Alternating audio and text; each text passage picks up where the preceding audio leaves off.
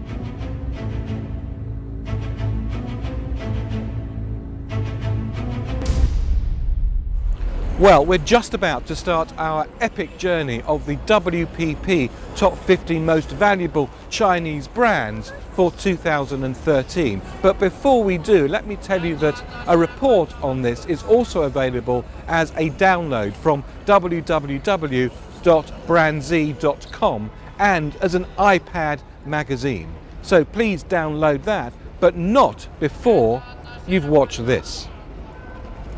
Let's start at brand number 50. This is a reflection of how important digital has become in China and also how important digital social networks are. This brand is one of a number of digital brands that appear in the top 50. The 50th brand is RenRen.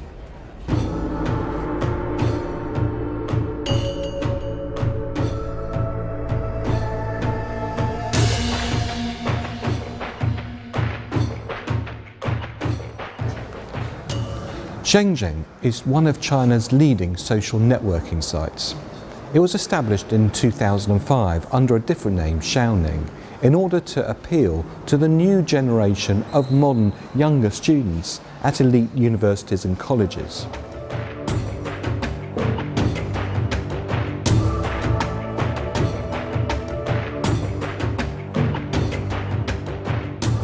By mid-2012, RenRen had around 162 million users, up from 124 million a year earlier. As one of China's leading social networking sites, RenRen also has more than doubled its revenue from games during the first half of 2012. That growth in games revenue came at a time when there was a decline in advertising income, attributed to several factors, including the overall economic slowdown. Games now comprise more than half of the company's total revenue, with over 55% of RenRen users accessing their accounts via handheld devices. The mobile channel is rapidly growing in importance. But during 2012, mobile gaming competition remained fierce. To complement gaming with other revenue sources, RenRen is working to integrate its group buying site, Normie.com, with location-based services that makes the offer more immediate and much more relevant. It's also working with Intel to help increase network security. The word RenRen means everybody. The company was formed in 2005 under the name Xiaoning, similar to Facebook. It was aimed at students at elite colleges. An internet operation called Oak Pacific Interactive acquired the company in 2006, and in 2009 the name became RenRen. The company completed an IPO on the New York Stock Exchange during 2012. The brand differentiates itself as a real name site. This means that users are clearly identified, which potentially makes the site more appealing to marketeers. A smart move by identifying its users, RenRen can offer advertising a clearer idea of its brand reach. And our first new entrant into the WPP BrandZ Top 50 Most Valuable Chinese Brands 2013 is fashion retailer Semir.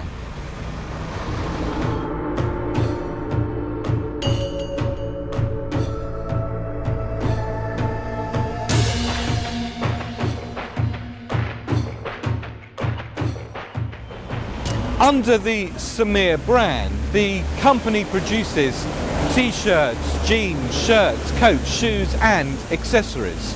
The brand focuses on fashion-forward designs for youth and is sold in over 4,000 company stores and franchise stores throughout China. The first Semir store opened in 1997 in the coastal city of Suzhou.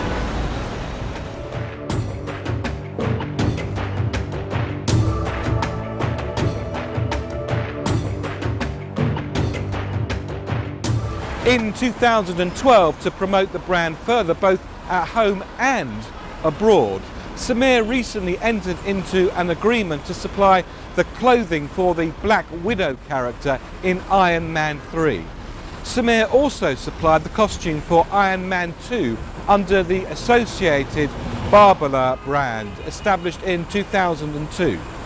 The company designs clothing, accessories and shoes for the children of urban families.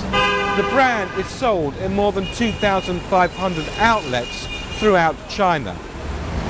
Like many other domestic apparel companies, Semir faces profit pressure here in China caused by rising labour and lease costs, as well as increased competition from foreign brands. To control costs, the company is working on supply chain optimization, including a $40 million investment in a logistic base near Tianjin to more efficiently serve northern China. Entrepreneur Chao Gan-he established Semir in 1996. He holds most of the shares in the company, which were listed on the Shenzhen Stock Exchange in 2011. In an IPO that raised $734 million.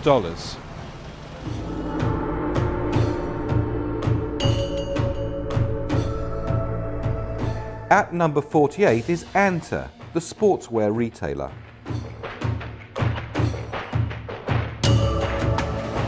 Anta is one of China's leading sportswear enterprises. It designs, it manufactures and it markets a range of sports footwear, clothing and accessories. It has a presence right across China in all of the provinces.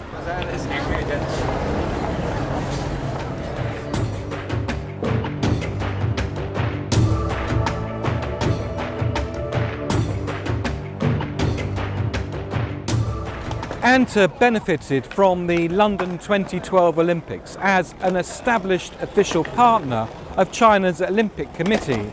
It was the outfitter of Chinese athletes at the Games. Its focus has been on brand building both domestically and abroad. Anta has strengthened its associations with products for running and promoted its women's sportswear by launching its Comfort in All Conditions campaign, featuring the Chinese pop singer Jane Jiang. Anta also strengthened its online presence, both domestically and internationally. This has helped it overcome the industry-wide problem of oversupply and weakened demand that impacted its 2012 half-year results. It supplies uniforms for other Chinese sports teams too. In 2012, the brand continued its association with basketball, with endorsements from several players in America's National Basketball Association. Involvement with Chinese Basketball Association and the launch of Outdoor Streets Basketball League, a high school program in 12 cities. Anticipating a continued slowdown in demand, Anta planned to open more factory outlets and discount centres to dispose of excess inventory while protecting margins. In more than 7,800 stores, it operates under the Anta Sports Lifestyle, Kids and Fila brands. Anta's investment in hundreds of new kids apparel stores costs significantly less than operating a regular adult sportswear stores. It's a double win.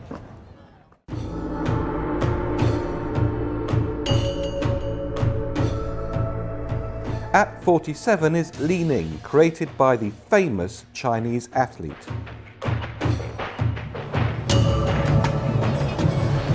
Li Ning, the sportswear brand, is named after its founder Li Ning, the famous Chinese Olympian, who rose to fame during the 1984 Summer Olympic Games. Using Li Ning's fame and his tremendous personality, Li Ning founded a sportswear company which now has a presence right across China with more than 7,000 stores. Of course, it's not just China that Li Ning's got its sights set firmly on. International development is firmly on the agenda, and Li Ning already has an outlet in the USA.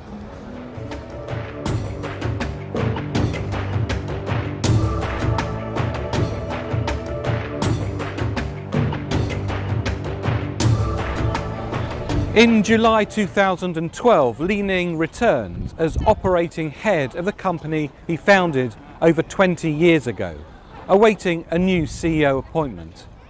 Li Ning has found competition from international brand leaders in China increasingly challenging. The brand's global expansion goals have proved elusive too. In December 2011, Li Ning launched an e-commerce venture aimed primarily at gaining international marketing experience. But overseas sales remains less than 5% of total revenue, far off the target of 20% set 10 years ago. Li Ning sponsored the successful Chinese Olympic team in gymnastics and shooting and diving and table tennis and badminton, which won 60% of China's gold medals. And the brand launched a multimedia campaign integrating TV, in-store, outdoor and other media to associate the brand with the team during the London 2012 Games. Li Ning also collaborated with Tencent, promoting the brand online during the Olympics. But during 2012, China's economic slowdown affected the impact of its new strategies. Li Ning plans to market itself as a provider of professional sportswear rather than sports clothes as leisure wear, a back-to-basic strategy. The company also plans to overhaul production and product design. Having shut some 1,200 underperforming stores, Li Ning expects to grow its China store count from the current 8,163 to 9,000 by 2013. It signed a sponsorship deal to sponsor the China Basketball Association over 5 seasons from 2012 to 2017. China's basketball stars have great influence over the fast-growing teenage market. Li Ning has spread its bets, but it's competition that future champions thrive on.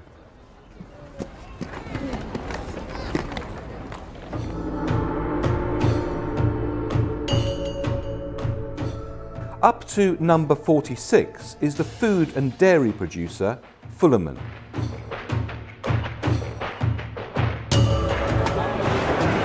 Fullerman is a producer of edible oils and has differentiated its brand from its competitors by emphasizing the health and safety of its products. This is of particular concern to Chinese consumers, especially amongst the younger generation who are much more health conscious.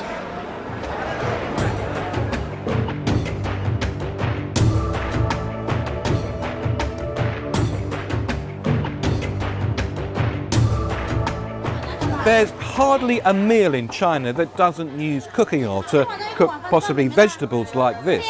And Fullerman in 2012 continued to emphasize the healthiness of its brand and its products. It entered into an arrangement with the China Olympic Committee to become the supplier of food to the Chinese athletes at the London 2012 Games and all competitions through to 2019. But rising costs for fuel and commodities like peanuts have forced Fullerman and other leading cooking oil producers to raise prices by almost 10% during 2012. And while price rises may affect many consumers, the power and strength of the Fullerman brand can take some of that price increase without adversely affecting sales too significantly. In markets like this and other stores right around China, sales peak several times a year around the Golden Week holidays, when time off is spent relaxing and entertaining and feasting with friends and family. Now, to further build on the reputation for health, Fullerman evoked a brand personality focusing on a mother's concern about the health of her family.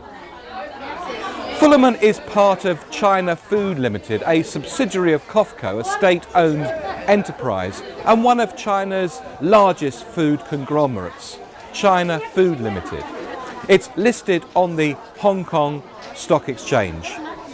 So, do you think I can become a really good salesperson? A brand that's made itself relevant to consumers is our new arrival. In at number 45 is Yongga, the fashion chain, makers of men's fashion wear, mid to upmarket ranges. Yongga Group is a diversified, multinational organisation with its core focus on manufacturing and marketing mid and upmarket men's apparel under several different labels. The company distributes suits, shirts and jackets in over 4,000 locations throughout China, including 400 company-owned stores like these. Brand labels include Meier, Yongga and GY. The group's other interests include retail, estate development and investment.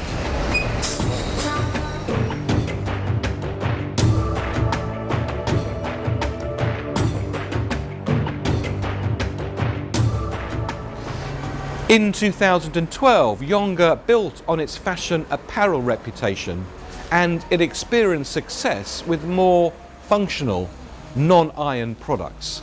This is an area where Yongga faces less direct domestic competition.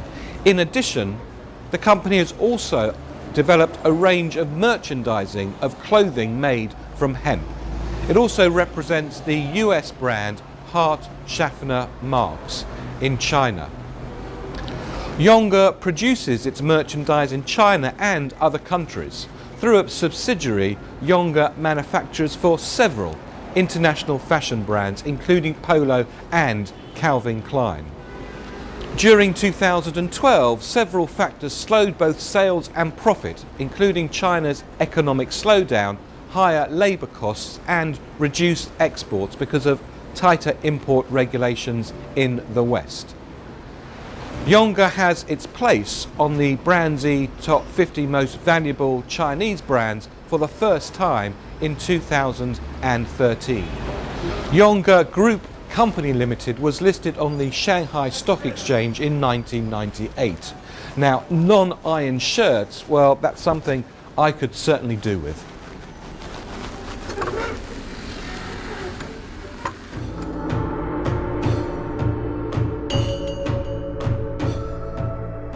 At 44 is CR Sanzhou, selling Chinese remedies and over-the-counter medicines. Sanzhou Pharmaceuticals produces over-the-counter medicines, Chinese remedies and prescription drugs like antibiotics. It's best known for China's biggest selling cold remedy, 999 Gaomoling.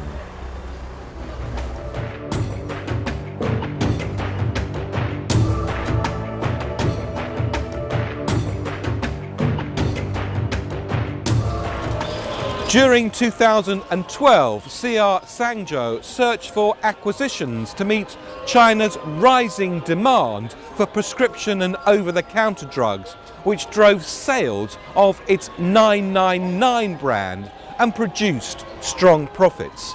A market leader in the field, the company acquired Guangzhou Shurfeng Pharmaceutical Company Limited for $95 million during 2012. It will now expand its range of drugs under the well-respected Shurfeng brand too. Brand awareness is especially important because of the pending government ban on TV and print over-the-counter advertising. Driven by the regulations and also the related pressure to diversify, Zhangzhou plans to establish a research and development centre for creating new dermatological medications and a biomedical industrial park in Beijing. China Resources Zhangzhou Medical and Pharmaceutical Company Limited operates as a subsidiary of China Resources Holding Company Limited. It's a state-owned company with diversified interests including consumer goods, power and finance.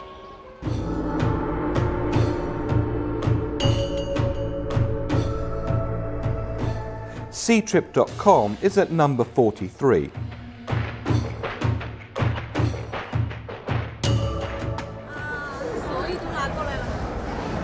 Before 1999, all of these passengers here would have bought their airline tickets and railway tickets the traditional way.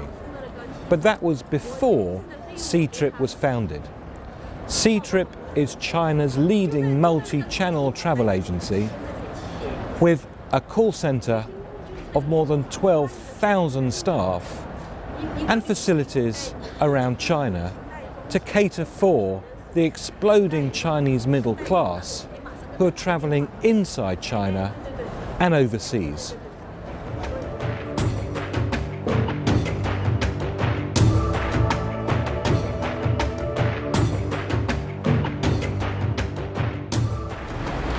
In 2012, faced with increased competition from other travel companies and airlines, Ctrip dramatically increased brand promotion and marketing, investing over 500 million for 2012 and into 2013. The company, which offers a comprehensive menu of consumer travel services, including hotel reservations, flight ticketing and package tours, launched hhtravel.com following its acquisition of TripTM, a luxury vacation operator that caters to upmarket consumers. At the same time, Ctrip strengthened its appeal to the budget-conscious consumer by upgrading its Smart Choice hotel program for booking discount rooms. It also invested in booking hostel accommodations. Ctrip strengthened its operations, increasing the number of call centre employees. It has a social networking site which enables members to share travel tips, photos, destinations and reviews. Since its formation in 1999, Ctrip has grown rapidly as members of China's expanding middle classes increasingly are spending more and more of their disposable income on travel, both domestically and internationally. Ctrip, the company, was listed on the Nasdaq exchange in 2003. Ctrip remains confident of retaining or even growing market share. In its Jiangsu province alone, it has more than 20,000 call centre staff.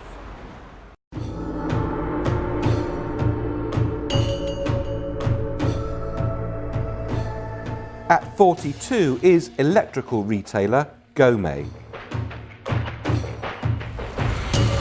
Gomei is one of China's leading electronics retailers and sells everything from fridges to televisions to computers. Its footprint is quite large, has about 1,000 plus stores, and those stores are about 35,000 square feet. It's trying to differentiate itself in terms of its competitors around range, price and service, and segment some of its stores to different types of consumers. It's also making an aggressive play in the lower tiers where consumer electronics are beginning to become much more important.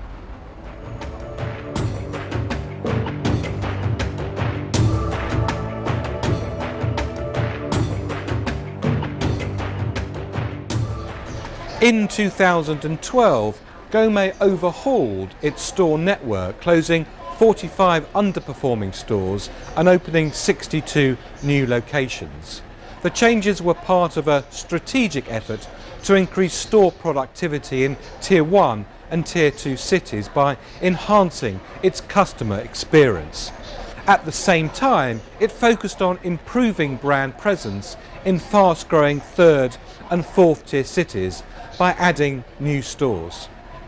Gomei expects appliance sales in those markets to double to $160 billion by 2016.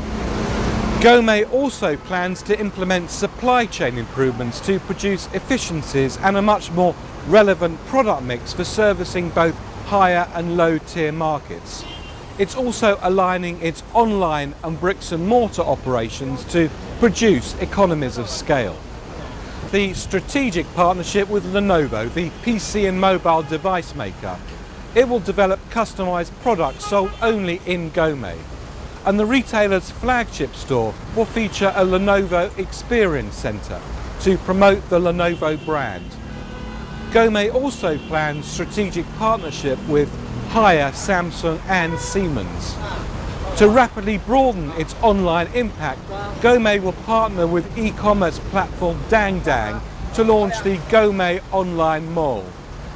This will sell general merchandise such as books as well as electronics.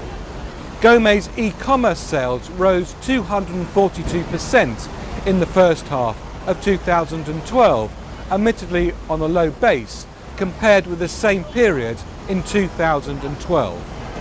But there's also been fierce competition and the downturn in the real estate market that's eroded consumer demand for home appliances, hurting Gomei's sales and profits. The transition that Gomei's undergone and the general weakening of consumer electronics sales in China has resulted in Gomei's sales sliding some 22% in the first year. Clearly a revival is much needed.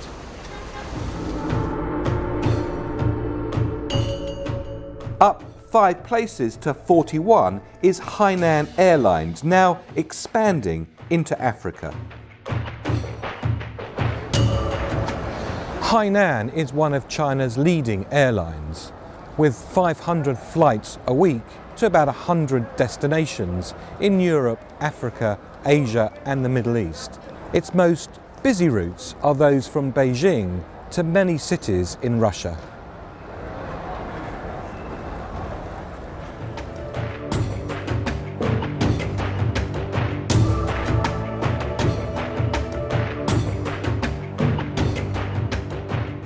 Reflecting Hainan's airline success in customer-centric strategy, the company is the only Chinese airline to be awarded Skytrax's 5-star rating.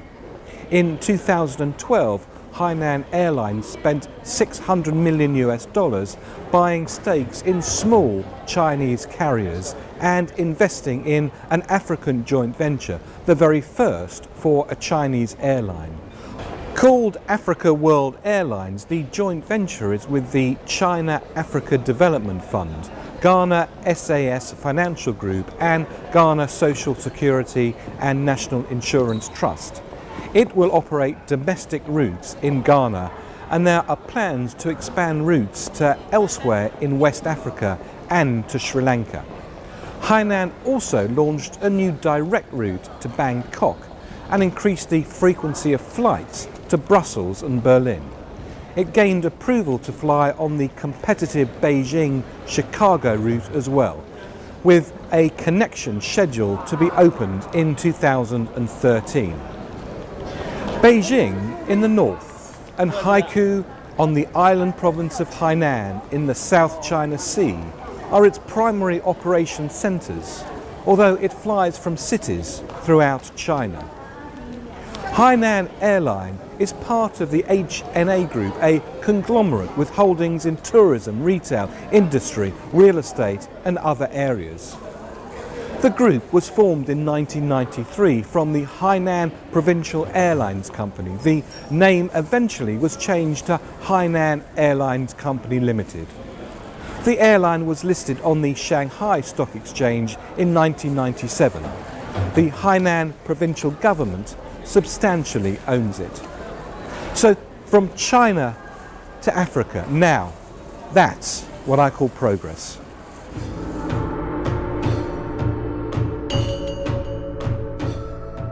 Up 2 places this year is Yanjing beer. Yanjing is attempting to grow in a highly competitive market by developing beer consumption in China, abroad, and by entering new product sectors.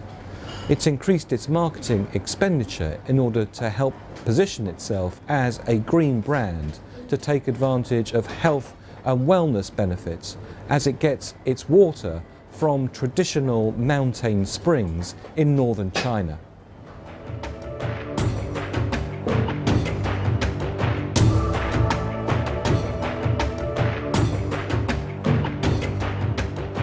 In 2012, Yanjing strengthened its sales effort, especially of medium and premium products, and added capacity to grow its market share.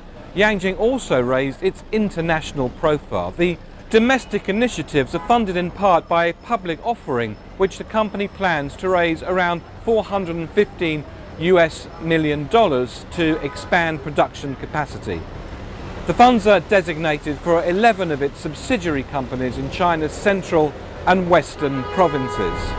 The investment in capacity follows the construction of production facilities in Guizhou and Xinjiang during 2011. It's also expanded 6 of its existing facilities. Domestic marketing efforts include becoming a partner in the China Lunar Exploration Program, associating the brand with technological excellence and national pride. To raise international brand awareness, the company sponsored Beijing Culture Week during the London 2012 Olympics and became a partner of the Chinese Table Tennis Association. Yanjing continues to export to over 20 countries, but is focusing on domestic markets. A new entrant is Harbin Beer, now an established national brand, building on its regional reputation and success. Harbin has recently become a national brand after building on its regional strength in northeast China and its formidable heritage as the nation's oldest brewery. The company makes more than 200 beers, with China remaining its core market.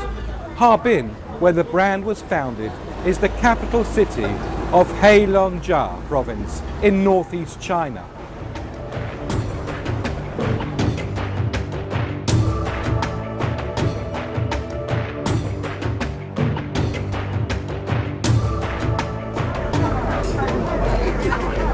Harbin marketed aggressively throughout China during 2012 with advertising and promotion linking the brand with the National Basketball Association and its star player, Shaquille O'Neal. TV and print ads featured O'Neal and NBA graphics, appeared on both bottle labels and point-of-sale material. In addition, the brand continued to sponsor the annual Harbin International Beer Festival, which takes place over almost 2 weeks during the summer. Marketing efforts have intensified significantly after Anheuser-Busch purchased Harbin in 2004. Now, although AB InBev has exported Harbin to North America and Europe, the brand remains a local champion with a focus on domestic markets. A Polish immigrant established the brewery in 1900 when he identified a market for beer amongst Russian workers building the Chinese Eastern Railway, part of the Trans-Siberian Express Railway. The name of the brewery was changed to Harbin in 1932 after ownership transferred to a group of Chinese and Czechs. Hey, Ganbei! Now up to 38 is one of our fastest risers this year. It's the fashion retailer Sepwalls, selling brands mainly with men in mind. Sepwolves is a manufacturer and retailer of principally men's fashion and business clothing, although it does do some women's and children's as well. With a manufacturing team of about 3,000 and a design team of about 50, they manufacture and design their own labels, but also for retailers' exclusive brands.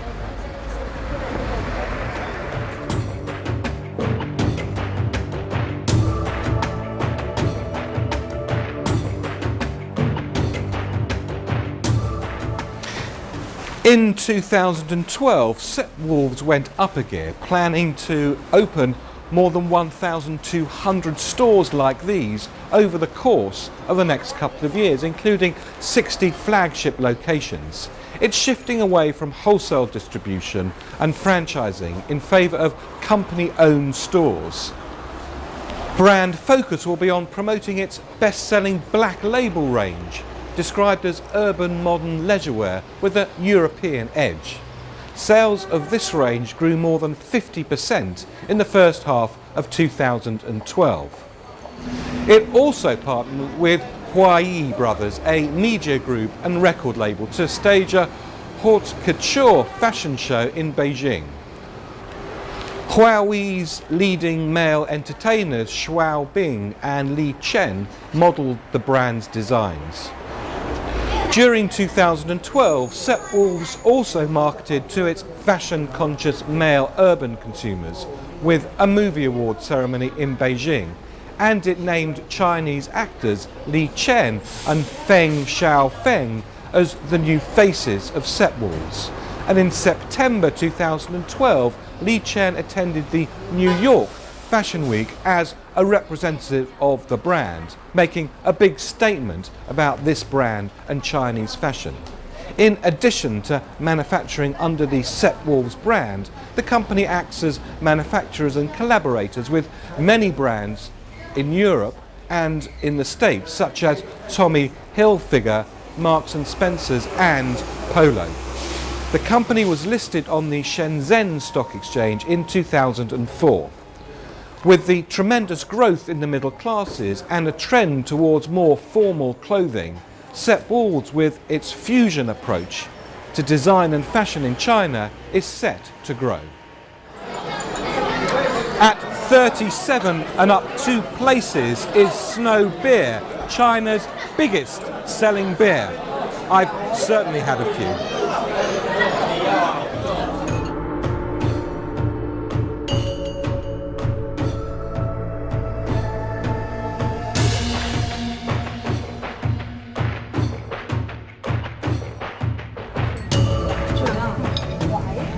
Snow Beer is China's biggest selling beer, but it's unknown outside of China. It's produced through a joint venture between China Resources Brewing Company and SAB Miller, one of the largest brewing marketeers in the world. Since 2005, it's had a marketing campaign called Globe Trekker, which associates the brand with adventure and a tremendous spirit of exploration.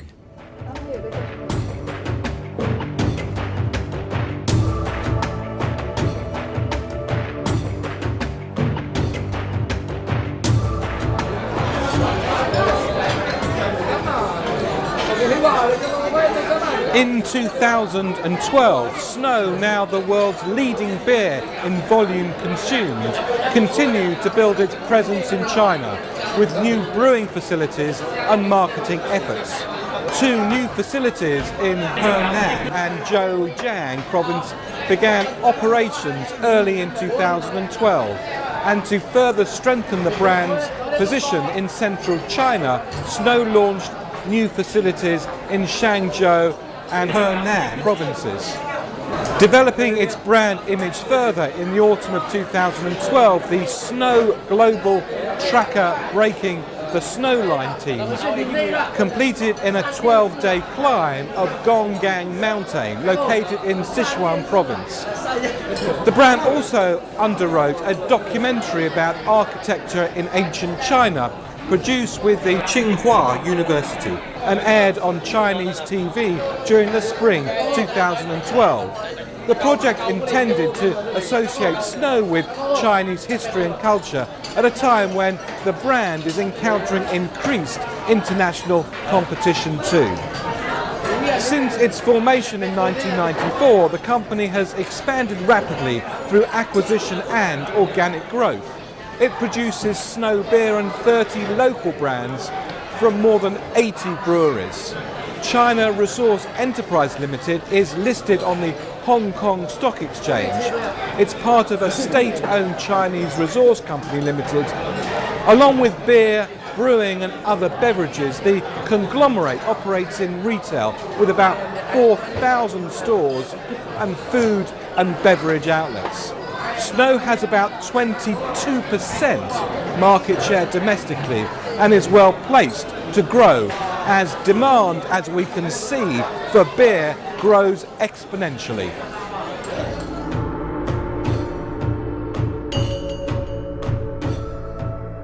At 36 is Bright, an acquisitive dairy company.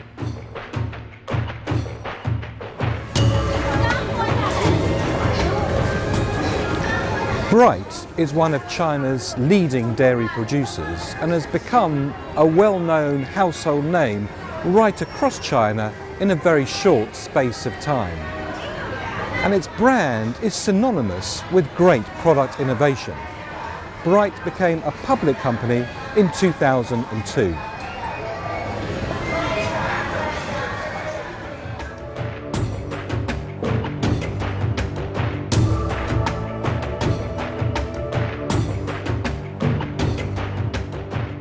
In 2012, Bright focused on international acquisitions. It wanted to expand abroad and to strengthen its position with domestic customers and the growing preference for Western foods. The company purchased a 60% stake in the UK-based international brand Weetabix. It had an acquisition value of £1.2 billion. The brand markets several breakfast and snack brands. The deal followed its purchase a year earlier of 75% stake in Manison's Foods, a dairy producer of Australia.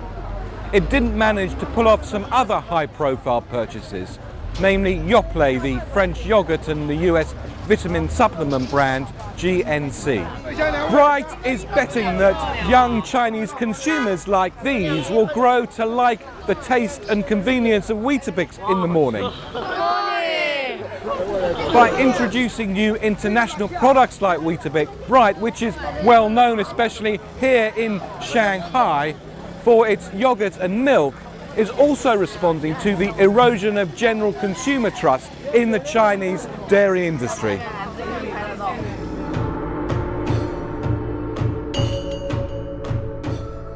At 35 is Tongrang Tang, manufacturers of traditional Chinese medicines. Tongrang Tang was established in the 8th year of the Chinese emperor's reign, Kanchi, at the beginning of the Qing dynasty in 1669. Today, it combines its 340 years of experience of retailing and manufacturing traditional Chinese medicine with more contemporary techniques.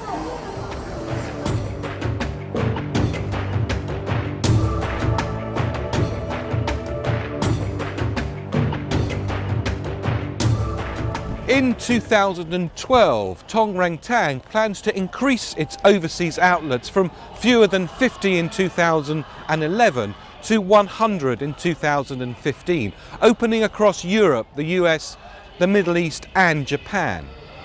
It also opened a store in Dubai, its first in the Middle East. The brand operates around 1,000 stores in China and sells its products internationally through joint ventures and subsidiaries. A series of Tongrang Tang museums are planned worldwide to celebrate the brand's long history. A TV channel launched with Asia Media Group will promote the place of medicine in traditional Chinese culture. The brand also expects to open a hospital in Malaysia. New corporate social responsibility activities include providing free cataract operations to more than 2,000 patients in Beijing. It's also holding lectures to educate women on nutrition and disease prevention. Product innovation includes a new herbal medicine capsule to combat depression.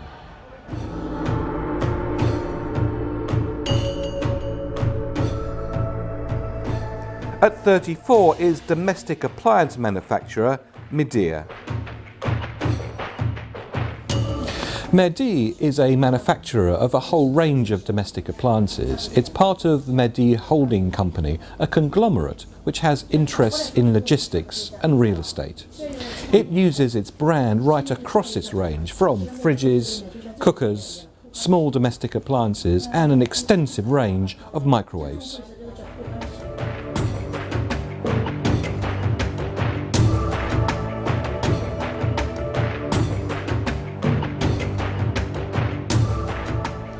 Faced with a softening domestic economy in 2012, Midea focused on strengthening its brand overseas, where it's present in more than 200 countries and regions.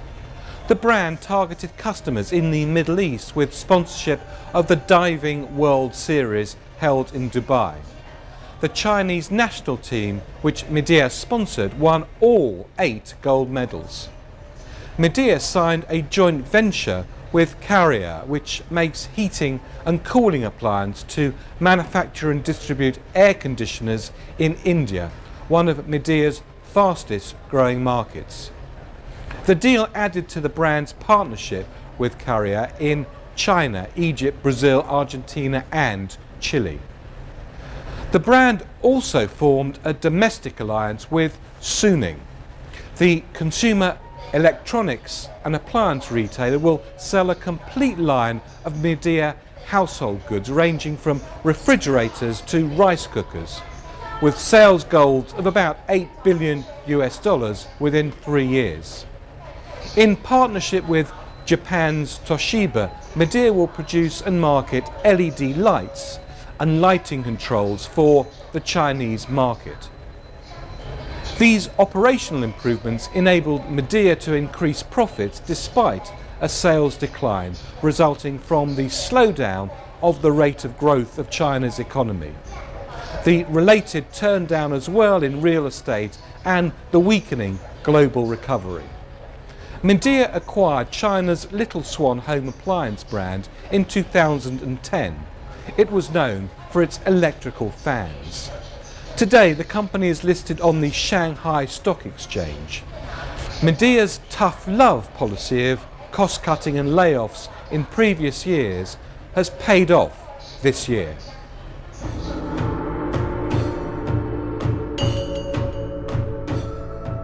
At 33 is Meta's BrandZ, retailer and manufacturer of fashion clothing. Meta's BrandZ is both a retailer and wholesaler of apparel. It retails under 2 fascias, the Meta's BrandZ brand and Me and City. Meta's BrandZ is aimed at the younger, fashion-forward consumer, and Me and City is aimed at the more urban customer looking for a more sophisticated feel.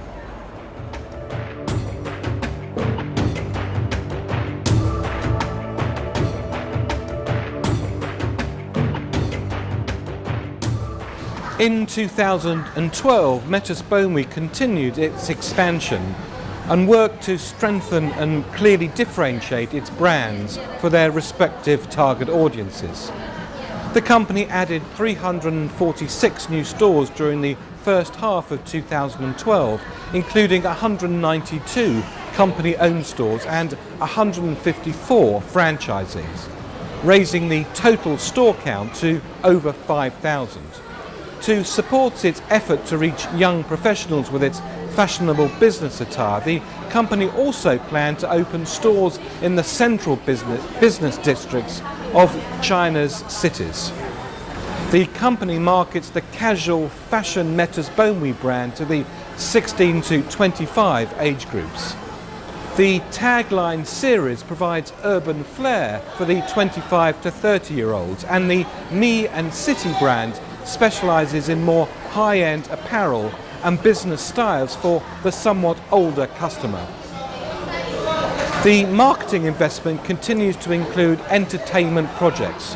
One of the characters in the science fiction film Transformers: Dark of the Moon wore a Metis Bonwe t-shirt. The exposure should help Metis Bonwe accomplish another key objective: presence in the world's leading fashion centres, London, Milan, New York, Paris, within 3 to 5 years. During 2012, Metis Bonwe sought operating efficiency in its stores and supply chain, and the company enjoyed healthy profits growth, although international fast fashion retailers such as Zara and H&M and Uniqlo are giving Metis Bonwe and other retailers in this sector great competition for market share. The first Metis Bonwe store opened in 1995 in Huizhou in the eastern coastal Zhejiang province.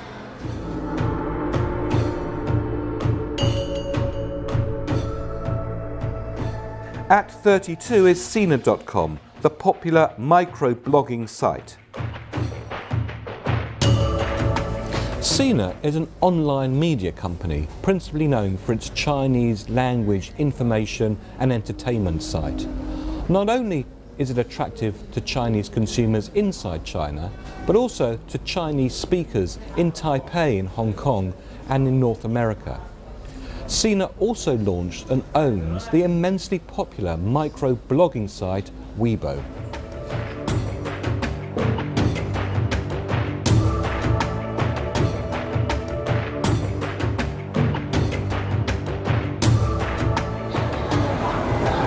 By August 2012, Sina's immensely popular micro-blogging site Weibo attracted 368 million users, an increase of 14% on the previous quarter. A new government stipulation requires users to register with their real names, so that's a good result. To generate more income from Weibo, Sina introduced premium membership. For a monthly fee, registrants receive services such as templates. This allows greater personalization of their page, voice posts, and the ability to follow a higher number of users. During 2012, Sina moved into social television, which allowed them to increase their user base and compete more effectively with their rivals. The joint venture with Best TV of Shanghai Media Group allows micro-bloggers to watch television on a computer or smartphone and simultaneously share comments on Weibo. In addition, the new service called Fan Headlines allows brands to post targeted ads to their followers once every 24 hours. Sina also operates an English language site. Back in 2010, Microsoft established an alliance with Sina.com for MSN to integrate their online services. Sina's new chairman, Charles Chow, has been putting in the infrastructure to try and monetize the enormous number of people who visit Weibo many times every single day.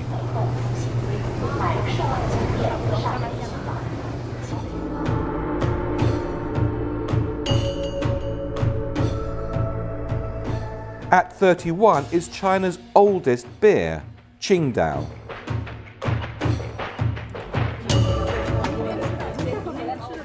Qingdao is China's oldest beer, having been established some 100 years ago by British and German brewers. Scale's very important in the beer market, not just because of the size of the country, but also because of the difficulties of differentiating beer brands, because principally they use pretty much the same technology. Qingdao has two main differentiators. The first is its access to the Laoshan Springs in Shandong province, where the brand originates, and the second, of course, is its heritage.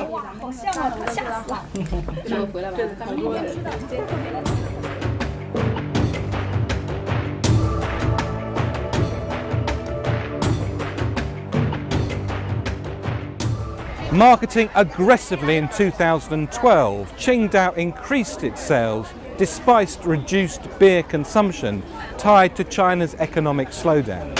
To reach its key male sports watching demographic, Qingdao engaged leading Chinese Olympic athletes as spokespeople. They included gymnast Chen Zibing, diver He Zi and hurdler Li Xiang. Leveraging interest in the London 2012 Summer Games, Qingdao launched an online Olympic game called Applause to Excitement. It also ran a campaign on micro-blogging site Weibo, offering consumers a chance to win a trip to London. Cultural marketing remains key for the brand. During August, the 22nd Qingdao International Beer Festival attracted almost 4 million visitors to the brand's home city. The brand is sold in more than 60 countries, including India. During 2012, Qingdao also announced a joint venture with Japanese beverage firm Suntory to produce and sell beer in Shanghai and the neighbouring Jiangxi province. Shanghai is a key market because of its affluent young urban population. Operational improvements during 2012 included the development of the brand's 61st production facility in Lushan, Shaanxi province in the southeast. It also set up a fermentation laboratory in Qingdao. Qingdao Breweries was launched on the Hong Kong and Shanghai stock exchanges in 1993.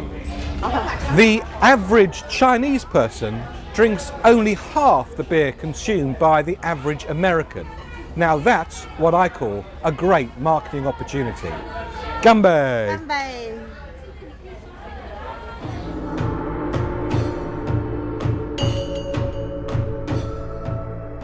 At 30 is Haier, the domestic and international appliance manufacturer. Haier is China's leading domestic appliance manufacturer and is best known for its ranges of washing machines, tumble dryers, fridges and air conditioning units. It also manufactures a range of televisions and other consumer electronics products. The Haier brand is available in more than 100 countries worldwide.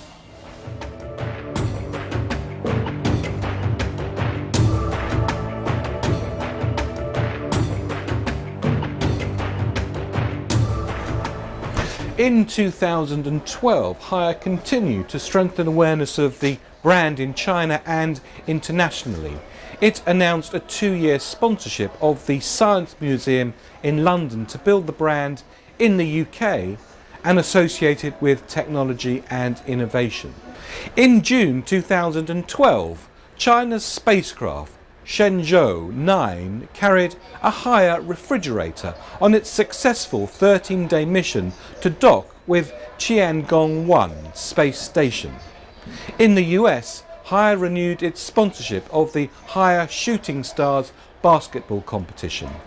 Players from the National Basketball Association and the Women's League competed in a basketball shooting contest. Among many of its research and development projects worldwide, Haier became a partner with Roku, a leading streaming video technology. It plans to develop televisions that can access programming directly from the web without a set-top box. Other product innovations include smart refrigerators that help update foods and shopping needs. Haier also continued to invest heavily in both e-commerce through its own site and ehaier.com and the popular Tmall.com run by internet giant Alibaba. Although profit remained strong, it was affected by online discounting, which caused Haier to halt operations with one e-commerce partner. It began life in 1984 as the Qingdao Refrigerator Company in the coastal city of Qingdao. Haier was the successor to an old factory that ever since 1949 had been run as a state enterprise. Haier has clocked up 31,000 likes on its UK Facebook page and more than 70,000 on its Italy Facebook page.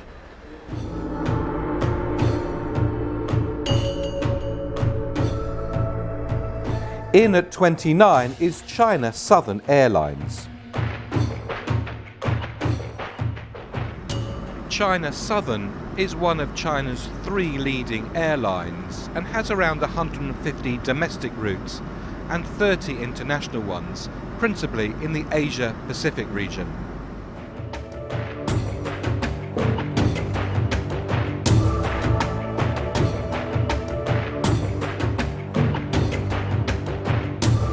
China Southern operates around 2,000 flights daily from around 175 destinations from 34 countries. It's expanded its international reach since joining SkyTeam, a global alliance, in 2007. In 2012, in an attempt to become a leading hub connecting China, Australia and Europe, China Southern launched its new Canton route. This allows a stopover in Guangzhou that links its flights from Sydney and Melbourne with continuing services to London. The airline also introduced the A380 Airbus on its flights to Los Angeles and in a code-share agreement with Air China to Paris too.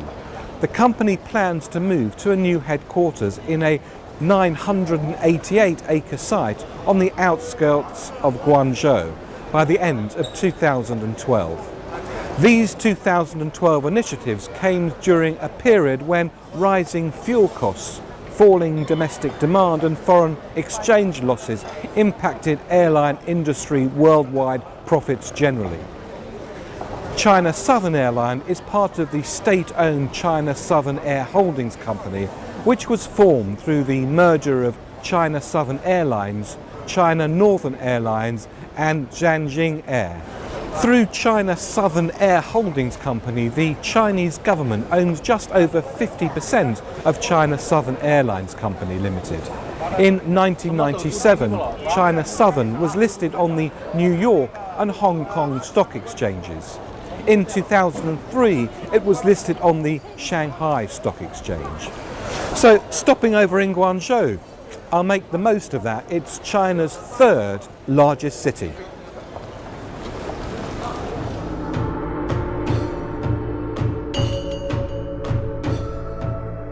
In at 28 is Gerli, which has become famous for its air conditioning units. Gerli is a great example of the way in which Chinese companies are beginning to reposition themselves.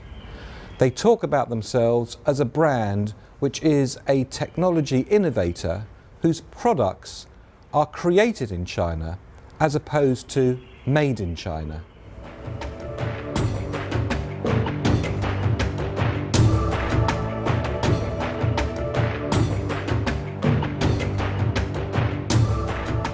During 2012, Gerli pursued its ambition to become a global brand. Gerli began construction of a manufacturing plant in the US to localize production despite higher labor costs compared with its other production centers in China, Brazil, Pakistan and Vietnam. The initiative reflects the company's interest in the US market despite the cost. Gerli also promoted the brand on a giant outdoor digital screen in New York's Times Square. In the first half of 2012, it reported a striking 30% rise in profits. These were boosted by the Chinese government's subsidies on energy-saving appliances and a rising middle class able to afford more comfortable living. Gerli intends to maintain its market leadership in China by developing higher-end products and expanding its share of the commercial market. In 2012, Gerli introduced its E-series of air conditioners. You can control those over the internet using China Mobile's technology. The product meets China's growing interest in home automation. Gerli has an annual production capacity of 60 million residential and 2 million commercial units. It's one of the world's largest manufacturers and marketers of air conditioners. To promote innovation and design in young students, the Gerli Cup is held in June. that encourages university students to design energy-saving air conditioners. At number 27, it's Shuangwei, famous for its processed meats.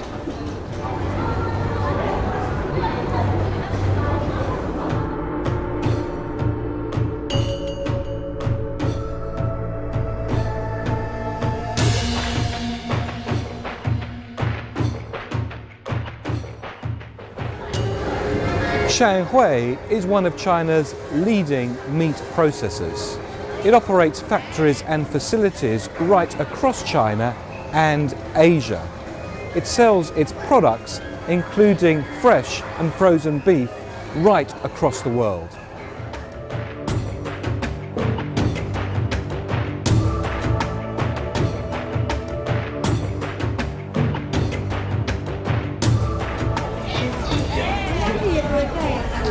In 2012, Shuangwei planned to increase pork production by some 50% and invest $950 million on production projects right across China, in Harbin and Shenyang and Nanning and in Kunming as well. The company also entered into a partnership with Shaanxi Coking Coal Group, enabling the coal producer to move into meat production. As the demand for commodities slows, China's coal and steel groups have been diversifying into other industries. These initiatives took place as the company recovered from a food and safety incident by a company affiliate. In an effort to rebuild consumer trust, the company invited the public to visit its production facilities and hosted a visit from Chinese Premier Wang Zhaobao. With the growth of the middle classes, meat has become a very important part of the mainstream Chinese diet.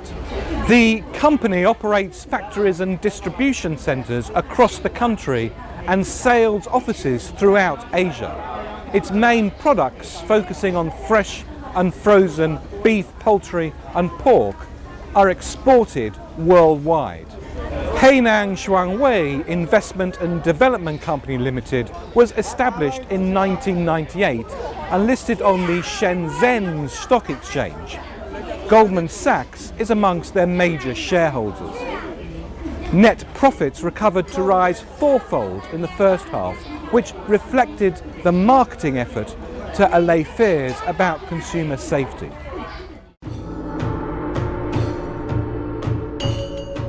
At 26 is Yunnan Baiyao, makers of Chinese medicines with its origins in natural healing. Yunnan Baiyao is a Chinese medicine, best known for Baiyao. It's a white powder made from ginseng and other roots, which help stop bleeding.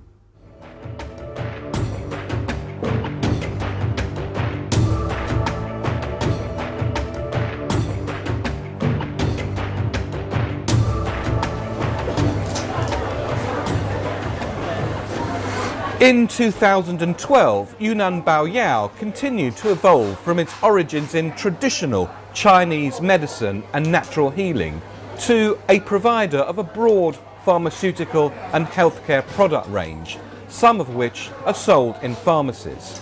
In 2005, the company launched a two-part strategy aimed at extending the Baiyao range and leveraging the brand strength to include Baiyao as an ingredient in other first aid and daily health products. The broad developments initiatives succeeded and resulted in strong sales for products such as bandages and toothpaste and skin care creams containing Baiyao. The company emphasises the efficacy of its toothpaste by selling it in pharmacies. It now intends to grow its share of the shampoo market. Yunnan Baiyao is one of China's oldest brands. It was founded in 1902 after the medicinal properties of Baiyao were discovered in Yunnan province in southwestern China. Baiyao now takes 10% of China's toothpaste market. So its move onto the bigger shampoo market should be watched. Now, shampoo. I'd love to have a need for that. So we've come to the halfway point of the WPP BrandZ Top 15 Most Valuable Chinese Brands for 2013. And we've seen that despite the cooling off of the Chinese economy, brands that have had some strong bonds with their consumers have increased in value. We've seen 3 new entrants, 2 in fashion and 1 beer, Harbin. So let's now count down the remaining top 25 brands, and at 25 is China Eastern Airline, one of China's 3 major airlines.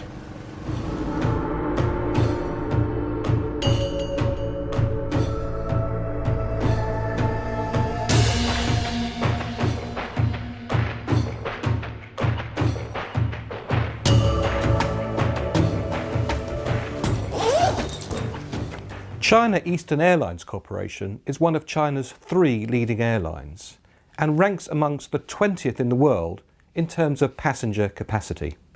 It operates both domestically and internationally, with an emphasis on Australia, Asia and North America.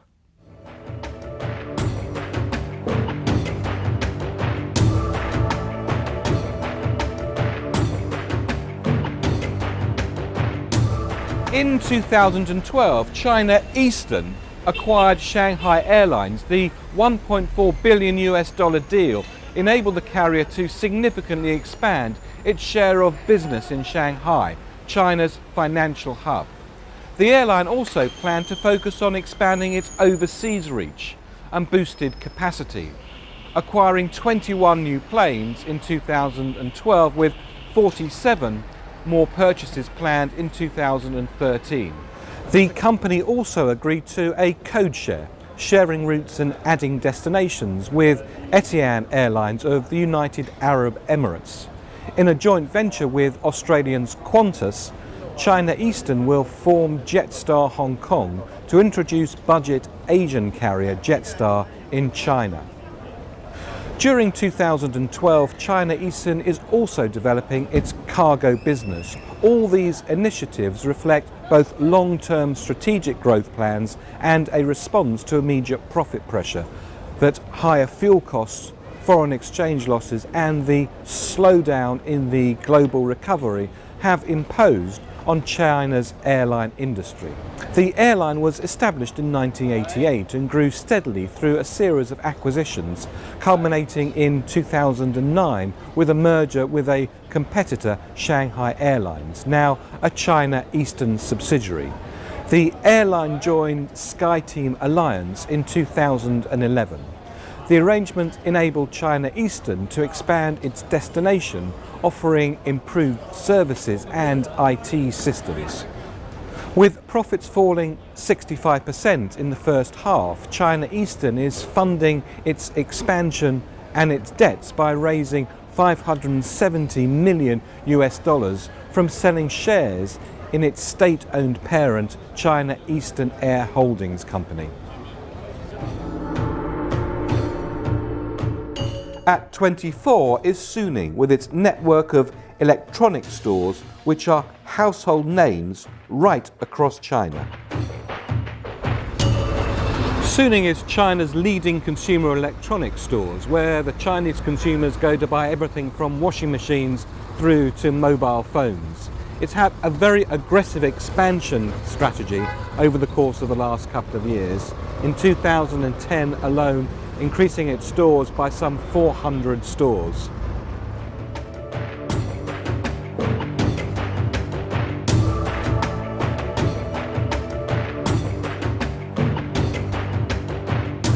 In 2012, Suning announced plans to remodel 4 flagship locations in Beijing, Shanghai, Nanjing and Guangzhou into superstores. They'll be selling a broad range of general merchandise in addition to its core business of electronics. The strategic change comes as sales growth and profits decline for the first half of 2012. Lagging consumer demand and aggressive pricing by competitors created a tough market. Investment in expanding online also impacted sales. The company, which operates around 1,700 stores throughout China, expects to open 20 of these superstores during 2012, and another 400 are planned over the next 3 years. It has experience in strong e-commerce success. It's more than doubled its significant online sales in the first half of 2012. Suning also became the first retailer in China to offer family smart plans, which could use cloud computing to allow users to control all the electrical products in their home. Its entertainment-led marketing strategy is designed to appeal to a younger consumer. Suning has signed contracts with participants on Voice of China, a talent show. At the end of May, it began the All-Star Party, 100 days of events held in major cities to promote its summer sales. Suning has come a long way since it began in 1990, when an entrepreneur named Zhang Jiong opened a small shop selling air conditioners in Nanjing, where he attended university. In 2004, Suning was listed on the Shenzhen Stock Exchange. At 23 is Lenovo, the electronics manufacturer and now the world's leader in PCs. Lenovo is one of China's leading PC and electronics manufacturers. It started life out as the Legend Group in 1984 and didn't make its first PC until 1990. The Lenovo brand was created in 2003, and in a very audacious acquisition, it acquired all of IBM's personal computing division in 2005.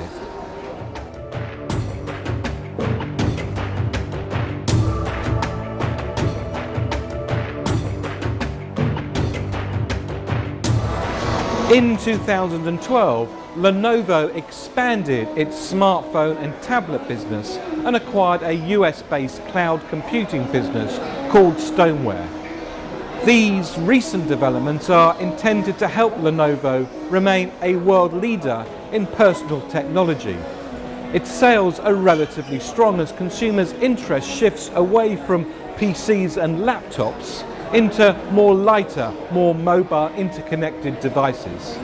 The company also strengthened its business-to-business presence by entering a partnership with EMC, the storage product supplier.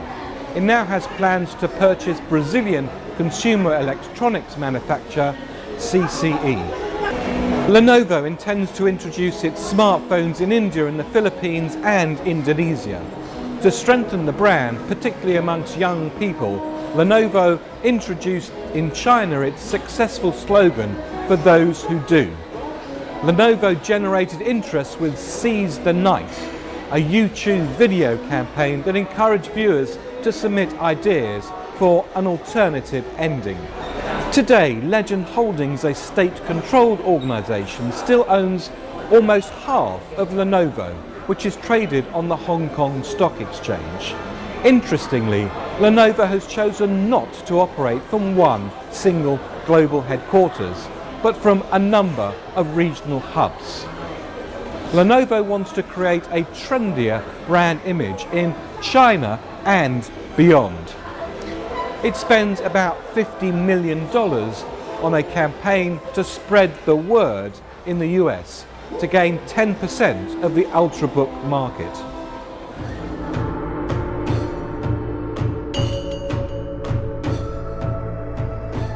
At 22 is Mengyu, the dairy manufacturer.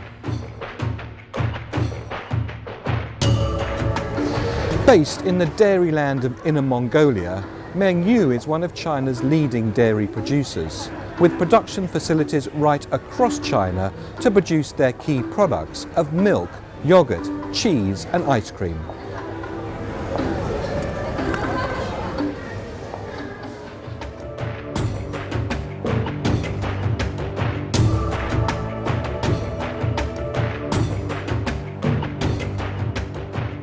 In 2012, Mengyu expanded its premium and specialist products to take advantage of rising consumer affluence and a growing taste for dairy.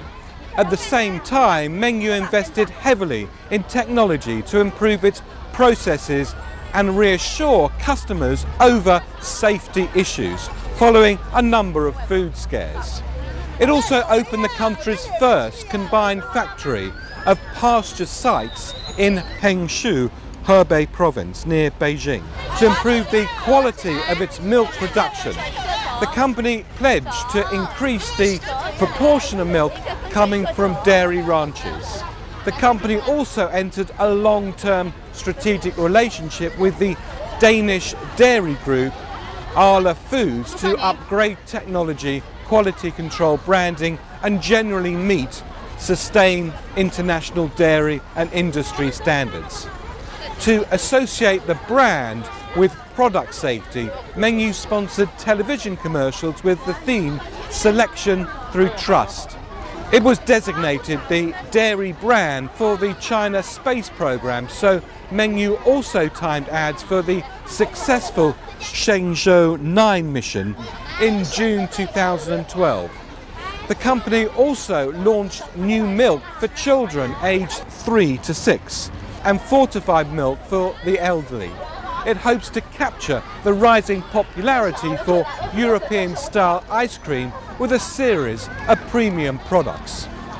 COFCO Group, China's large state-owned food manufacturer, is Mengyu's largest shareholder and strategic partner. In an environmental initiative, it's built a biomass power station that uses animal waste to generate electricity. It also organises green charity events like Walk to Work days.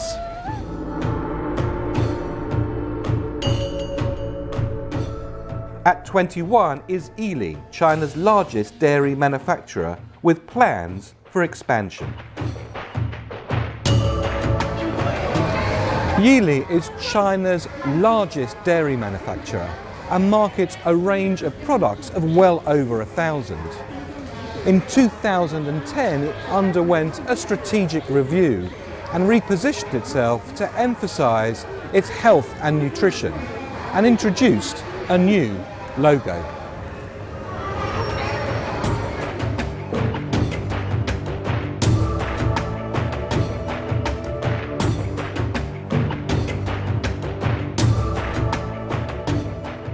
Yili ads appeared on 400 of London's double-decker buses during the London 2012 Olympics.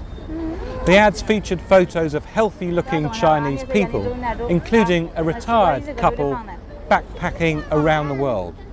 The campaigns called Let's Olympic Together included a short video of the couples visiting exotic locations and even gliding through the air on parachutes. This video was viewed some 10 million times in its first week. The ads reflect aggressive marketing abroad and also in China. In the US, it championed a product placement initiative on TV in a comedy series called The Big Bang Theory. During 2012, Yili integrated traditional and online media and attempted to reach consumers with an emotional message, connecting the brand and dairy products with its healthy living message. Yili has been investing heavily in supply chain improvements, with profit gains indicating a return of customer trust. Yili's product range now includes milk, ice cream, yogurt and cheese. The Yili Industrial Group was established in 1993 from Honhot Muslim Dairy Food General Factory. It was listed on the Shanghai Stock Exchange in 1996. Yili plans to expand production as dairy consumption continues to expand despite the food scares.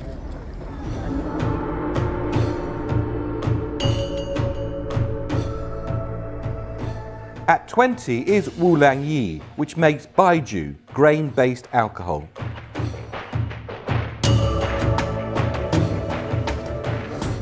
Wulang is China's leading manufacturer of traditional alcohol based in grain. As well as manufacturing the Wuliangye brand, it also has a range of sub-brands across the liquor market.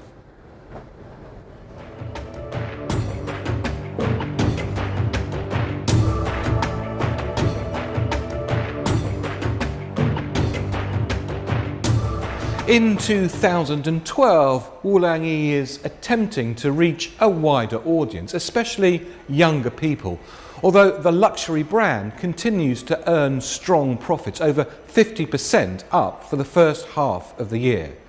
The company hopes that its investment in new technology and ecologically friendly brewing methods will help update the company's image. In an attempt to diversify and gain market share, Wuliangye plans to spend around $1.6 billion in acquisitions over the next few years, buying smaller regional liquor brands. The attempt to broaden the brand's appeal comes at a time when the government is discouraging excessive spending on alcohol for its official events. In new initiatives to publicise the brand, the alcohol producer also intends to name a new transportation hub now under construction in its headquarters city, Yibin, the Wuliangye Airport. Yibin is located along the Yangtze River in an area of southeast China known for more than 2,000 years of liquor production and liquor culture. Wuliangye Group Limited was formed from Sichuan Yibin Distillery, China monopoly company, which was jointly founded in early 1950s by several historic distilleries. Wuliangye's premium products don't come cheap. This particular premium brand will set you back some $27,000. That's one hell of a night's drinking.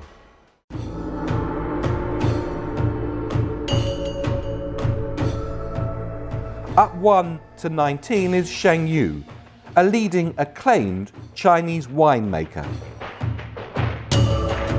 Shangyu is a leader in the Chinese wine industry, having been established some 100 years ago in Yantai, a coastal city of eastern China.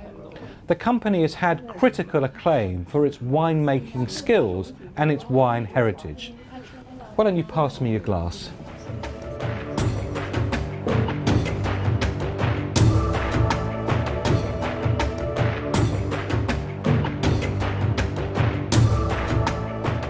In 2012, the emerging international stature of Shangyu brand came to prominence when the British grocer Waitrose included Shangyu Cabernet in its World of Wines range, pricing a bottle at about $16. This important international recognition should help strengthen the brand in its domestic market, where consumers associate quality with foreign labels. To dramatise its wine expertise, Shangyu plans to open a $1 billion wine production, research and commercial centre in Yantai, its headquarters city in China's northeast Shandong. Expected to open by 2016, the site will include wine and brandy chateaus. It distributes to 20 international markets, including important wine-drinking countries like France, Germany and Italy. During 2012, Shangyu also cultivated its upmarket image with wines like Chateau Alfie, which is grown at the company's European-style wine-growing estate, and Shangyu Ice Wine, a dessert wine made from frozen grapes. China's wine heritage is long and extensive, and it dates back some 2,000 years to the Han Dynasty. Shangyu plans to set up 30 wineries in the next 5 years. It will have more wineries than any other winemaker in the world.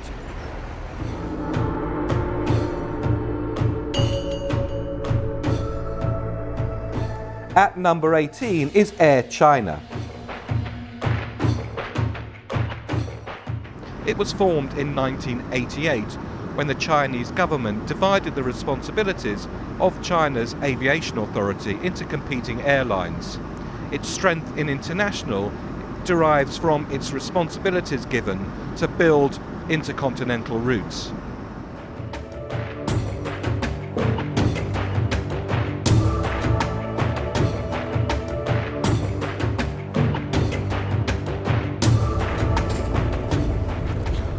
One of China's three leading airlines, Air China, operates around 282 passenger routes, including 197 domestic and 71 international, reaching 143 cities in 30 countries. The company was listed on the Hong Kong Stock Exchange and the London exchanges in 2004 and subsequently on the Shanghai Stock Exchange. It was formed in 1988 when the Chinese government divided the responsibilities of China's aviation authority into competing airlines. Its strength in international derives from its responsibilities given to build intercontinental routes. In 2012, Air China improved its services to strengthen its appeal to international and increasingly discerning domestic travellers. Rather than adding new routes to its name, the slowdown in demand and higher fuel costs put pressure on profits, but the service improvements have been significant. In particular, Air China has upgraded its booking system technology to provide easy access from mobile devices. Amadeus, a technology provider, enabled Air China's customers to reserve both flights and rail transportation in the same booking. For its flights between China and North America, the airline replaced its Boeing 747 with Boeing 777-300s, an extended range aircraft selected to improve passenger comfort and reduce fuel consumption. In 2012, to save money and to be more effective in reaching its target audiences, Air China refocused its marketing budget on social media. A 2-month microblog campaign called The Moment of Reunion attracted 450,000 new visitors. The brand also enabled more flight planning and check-in to take place on Weibo. The expansion of the airline's destination network continued, although perhaps at a slower pace. Air China sought to fill its North American coverage through a partnership with JetBlue.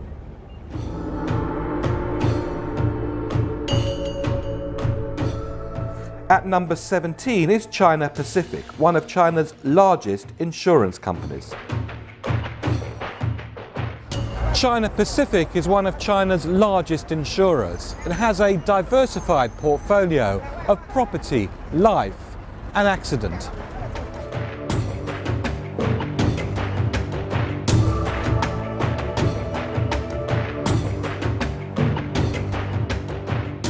During 2012, China Pacific Insurance focused on customer efficiency improvements, cost control, and new business opportunities.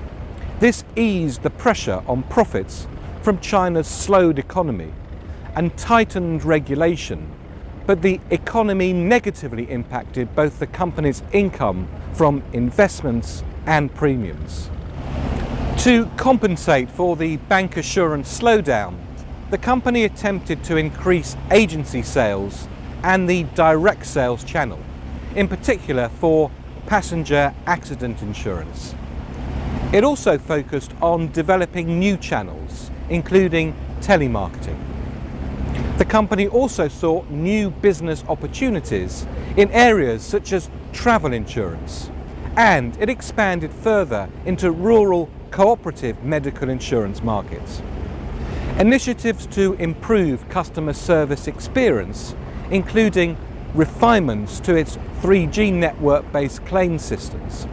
This enables customers to quickly obtain detailed quotes from their mobile handsets for a variety of different types of insurance. The company is enhancing its online presence to increase customer access to product information and to promote product cross-selling. The company was established in 1991.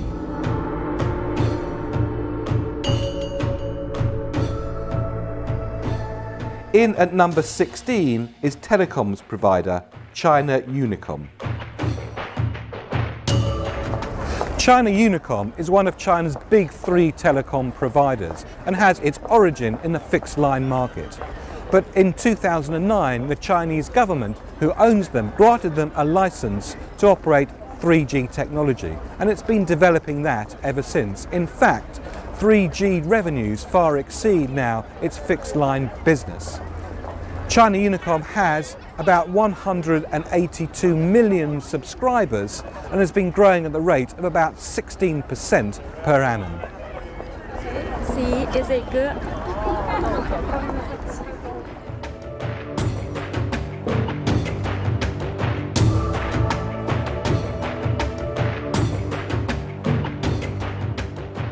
In 2012, China Unicom focused on growing its 3G network and reaching a total of almost 58 million subscribers by the first half of the year. It also expanded its fixed-line fibre optics broadband network. To drive mobile sales, the company invested in lower smartphone prices, less expensive services and faster network speeds. These benefits appeal to young urban consumers, an important growth market. China Unicom offered some smartphones for under $160, a budget price for average consumers with incomes that can total a few thousand RMB per month. China Unicom also promoted a free iPhone 4S with a 3-year contract, and it plans also to offer the new iPhone 5. Its global network now reaches 240 countries, and China Unicom has just opened an office in Toronto too. The company intends to market its services to Canadian companies expanding into China and to Chinese businesses looking to establish themselves in Canada. It enjoyed strong revenue and profit growth during 2012. China Unicom is a subsidiary of Unicom Group, which was established in 1994.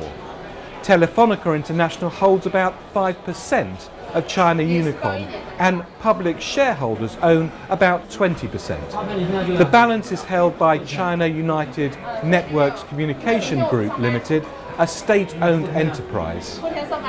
And the last of our new entrants into the WPP BrandZ Top 50 Most Valuable Chinese Brands 2013 is the Bank of Communications, in at number 15.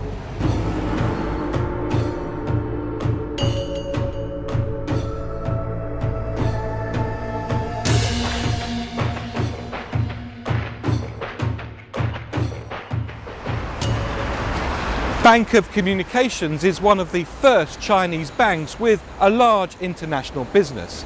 It maintains an extensive presence in Hong Kong and operates branches in Frankfurt, Ho Chi Minh City, London, Macau, New York and Tokyo, not to mention Singapore, Seoul, San Francisco, Sydney and Taipei too.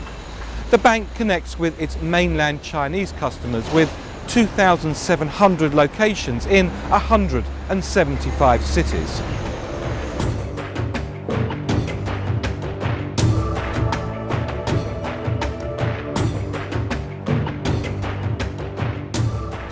In 2012, Bank of Communications experienced strong profit results during the first half and continued to advance its stated strategy to expand internationally and also specialise in wealth management.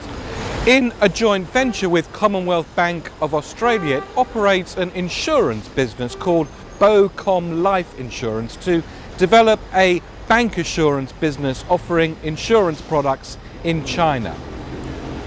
The bank launched an event-based marketing campaign during 2012 to build brand presence and loyalty by gathering and analysing collected data. Bank of Communications raised $4.7 billion in August 2012 by selling shares on the Shanghai Stock Exchange to comply with the government's new stricter capital requirements introduced as a precaution following the global financial crisis. The Bank of Communications has a very long history here in China. It was established in the last years of the Qing dynasty to fund major infrastructure and transportation projects, including shipping and railway. It's publicly traded, and the bank's major owners include the Chinese government and HSBC Holdings Limited. Bank of Communications was listed on the Hong Kong Stock Exchange in 2005 and the Shanghai Stock Exchange in 2007. Bank of Communications is China's fifth largest bank in assets.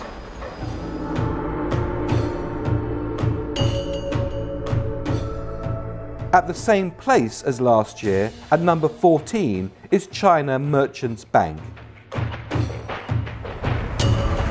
With over 800 locations in 90 cities, China Merchant Bank pretty much concentrates on the domestic market, and especially around the eastern seaboard and large cities. With 2 subsidiaries in Taipei, the bank has offices in London, in Taipei, and also in New York. It generates about 60% of its revenue from commercial banking, and about a third from retail banking, and the rest from treasury.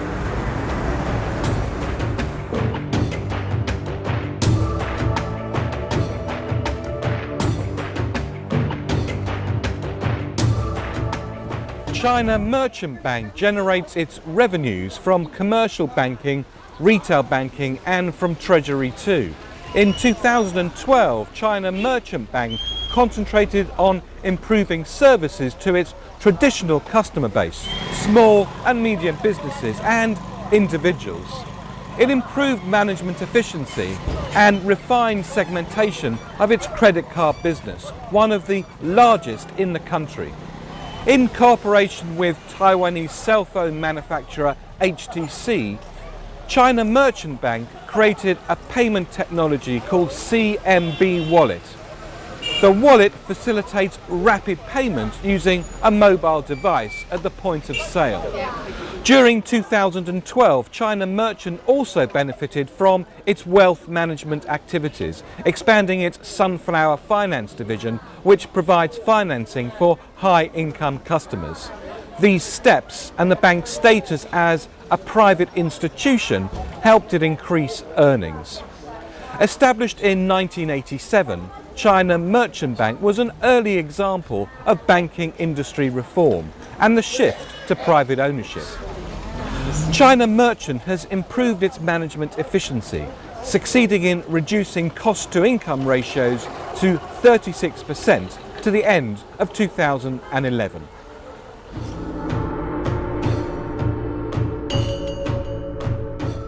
Number 13 is China Telecom, providing fixed-line mobile and internet connections. China Telecom is predominantly a state-owned enterprise. It provides Chinese consumers and businesses with fixed-line, mobile and internet connections. It operates the world's largest fixed-line network, much of it now fibre optic.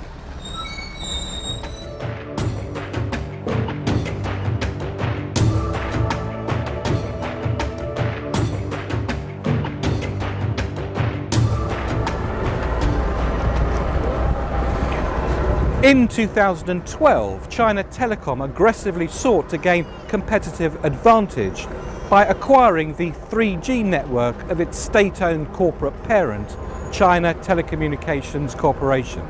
With a $13.4 billion purchase expected to be complete by the end of 2012, China Telecom will rapidly achieve a 3G presence throughout China. It will have reach in 30 provinces and in most autonomous regions at a time when the Chinese consumers are rapidly migrating from 2G.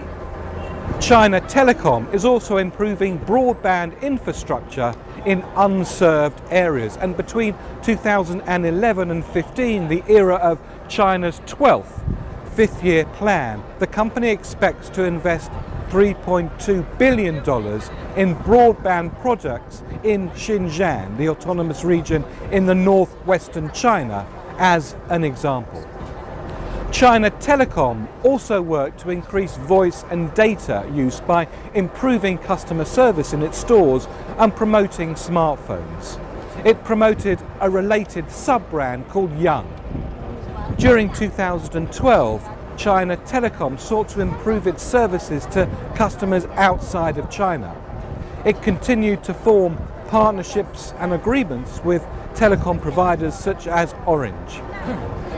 China Telecom also expanded its services to South Korea and established a mobile virtual network operator arrangement in which it purchased network access in bulk to provide services to its customers in the UK. It's thought to have invested some $200 million in marketing and staff training in its domestic stores for the launch of the iPhone 4S and other smartphones. Now that's a smart move. Now, China Telecom operating a mobile network in the UK, now that's what I really call a global world.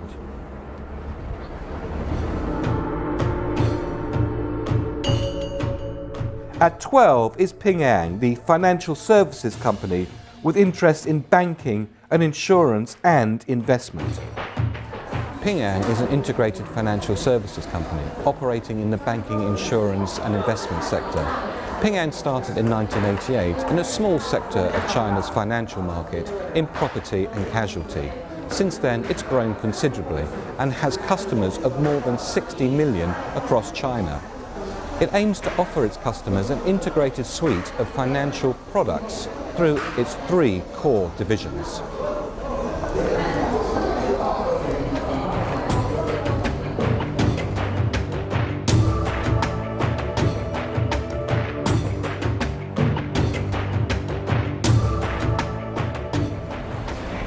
In 2012, Ping An integrated the Shenzhen Development Bank into its operations. It had been the largest single shareholder. The company also launched a $160 million venture capital fund. The fund will provide financial support for technology startups. The internet and mobile data will be the focus. At the same time, Ping An took steps to strengthen its insurance business, forming a joint venture with Chinese internet firms Alibaba Group and Tencent Holdings in order to sell insurance products online. And the company launched a dedicated shipping insurance operations centre here in Shanghai. Ping An has pursued limited international activities, cooperating with Germany's Munich Re to develop insurance products and services for Chinese renewable energy companies.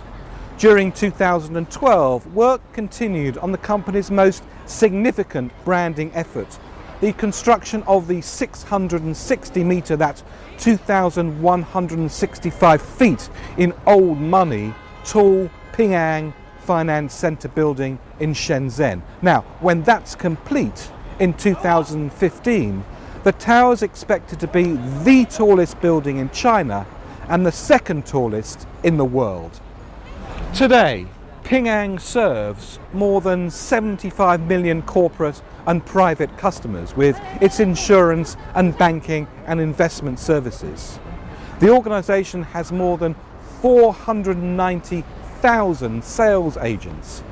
Ping An was listed on the Hong Kong Stock Exchange in 2004 and the Shanghai Stock Exchange in 2007.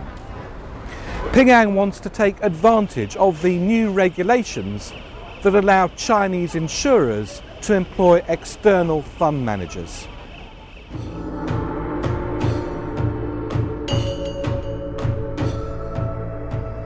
At number 11 is PetroChina, China's oil and gas producer. PetroChina is China's leading producer of oil and gas and one of the nation's largest companies in terms of revenues. As well as exploring for natural gas and crude oil, PetroChina is also involved in all aspects of the petrochemical business, including chemicals and fertilizers. It operates a vast network of pipelines right across China, Russia and Asia to pump oil and gas across China. It operates 26 oil refineries and 13 chemical plants.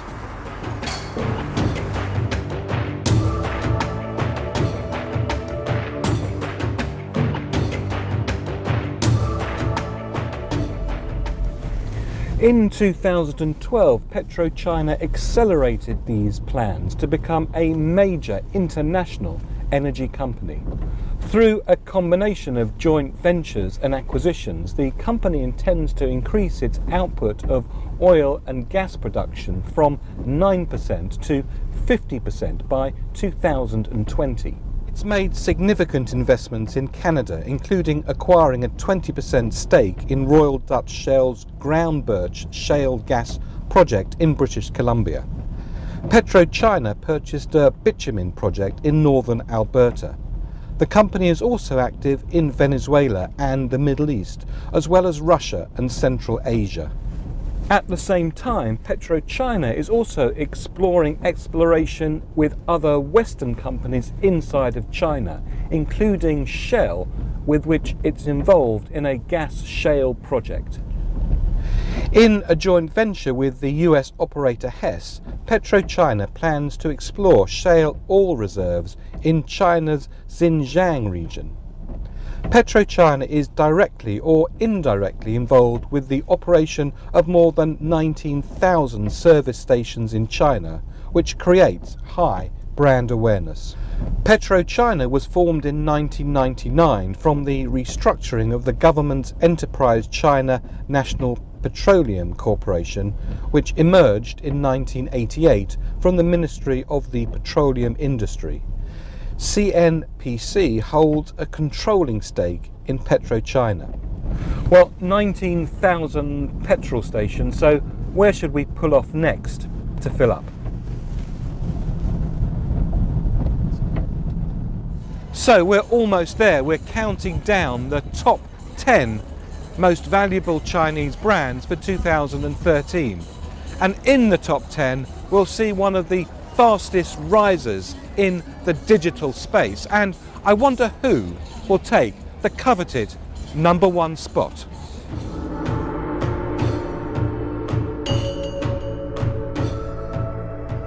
At number 10 is Sinopec, the petrochemicals company.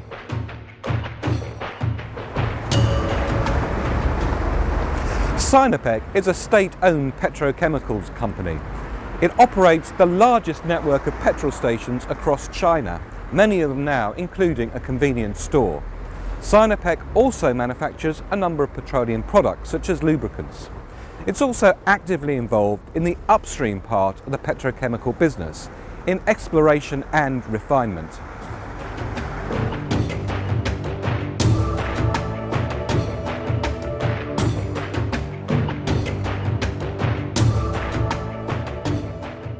In 2012, Sinopec signed deals worth over $10 billion to diversify, build overseas revenue and reduce its dependency on imported oil. The combination of rising costs and government price controls impacted profits. The cap on fuel prices affected Sinopec because refining generates much of the company's revenue. The company plans to at least double its oil and gas generation from overseas projects by 2015. Its investments and acquisitions during 2012 included a 49% stake in Canada's Talisman Energy. It plans to form a joint venture with Talisman's UK business for oil and gas exploration in the North Sea. During 2012, it completed the purchase of Canada's Daylight Energy to form Sinopec Daylight Energy. It intends to explore the oil and gas fields of Western Canada. Through a joint venture with US-based Devon Energy, Sinopec is expected to gain technical knowledge necessary for shale gas exploration inside of China. Sinopec Corporation was formed in 2000 and listed on the Hong Kong, London, New York and Shanghai stock exchanges. China needs natural gas exploration and Sinopec is strategically well placed to do this. Up 4 places to number 9, the first time it's been in the top 10 is Maotai, the maker of Baijiu with a global brand ambition. Maotai is a sorghum-based liquor which has been produced in China for the last 2,000 years, ever since the Qing dynasty in the 17th century. It's been an integral part of Chinese society and culture ever since.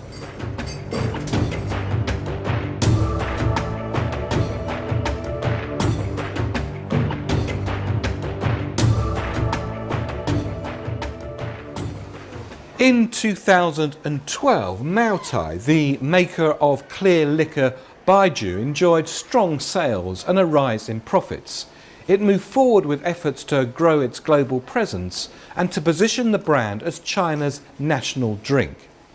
Maotai's overseas sales grew by almost 80% year on year. These overseas sales increase in importance as China's economy slows and government regulations discourage excessive spendings on official banquets. To update its image as a brand favoured by business and government leaders and to reach a younger target audience, Maotai created here a very special bottle called Jackie Chan Maotai, associating the brand with the popular film star. It's also sponsoring scholarships for 20,000 university students. Now sold in 100 countries and regions, Maotai opened its first store in France in April 2012 and is partnering with the French distributor to promote the brand in luxury hotels and selected restaurants and shopping malls. In 1951, the Chinese government combined several Maotai producers into a single state-owned venture. That company was restructured into the current corporate entity in 1997. Listing on the Shanghai Stock Exchange followed in 2001. Maotai is taking advantage of China's booming liquor market and moving to younger drinkers too. Maotai is clearly positioning itself at the very premium end of the Chinese liquor market. This is what I mean. Now, take a look at this bottle here. This will cost around 51,000 US dollars, and this premium set of Maotai will set you back around 160,000 US dollars. Now that's what I call premium liquor.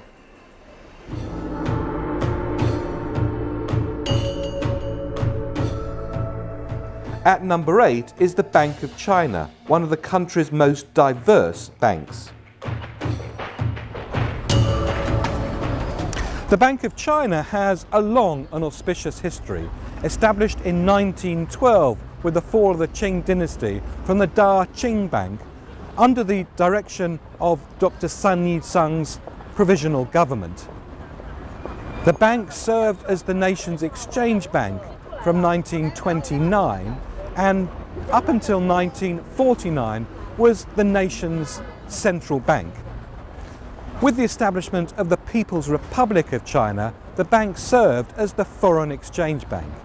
Well, today, the Bank of China is China's most diverse bank and its most international.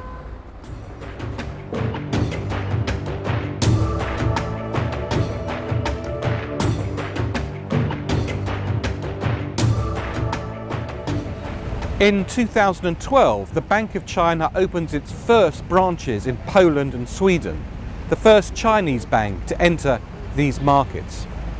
The bank also received a license to open a branch in Kenya and became the very first Chinese mainland bank in Taiwan. This expansion reflects the globalization of Chinese banking generally and the international leadership of Bank of China, which now is present in 36 countries. The bank opened a yuan trading headquarters in Shanghai in anticipation of the city becoming the global center for trading in the currency. The Bank of China's investment banking subsidiary became the first Chinese trading member of the London Metal Exchange during 2012 and plans to open a metals and energy trading desk in New York. To meet the growing demands for private banking amongst China's wealthy, Bank of China has now formed a partnership with the Swiss private bank Julius Baer to undertake joint activities.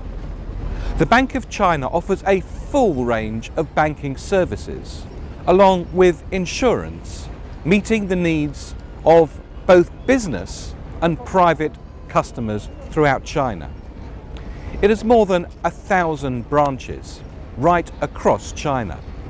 The slowdown of China's economy, along with global uncertainty, weakened profits.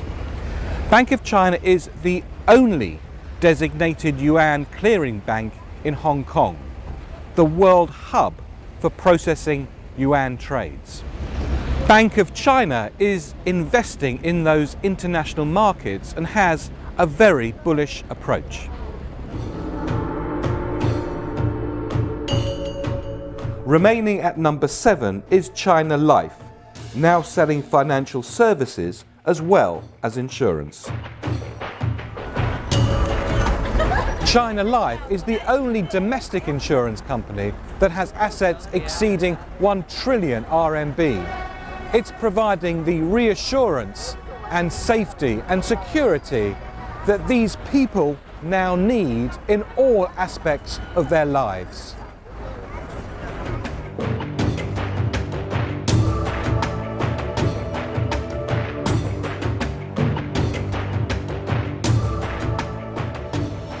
In 2012, China Life emerged from purely being an insurance player into a financial services group that also offers banking and fund management. The company operates China's most extensive insurance service network with more than 700,000 exclusive agents, supplemented by other representatives as well. It's developing a new distribution channel, including telemarketing and online sales. Meanwhile, to strengthen trust amongst current customers, many of whom may be buying insurance for the very first time, the brand is emphasising honest and efficient service.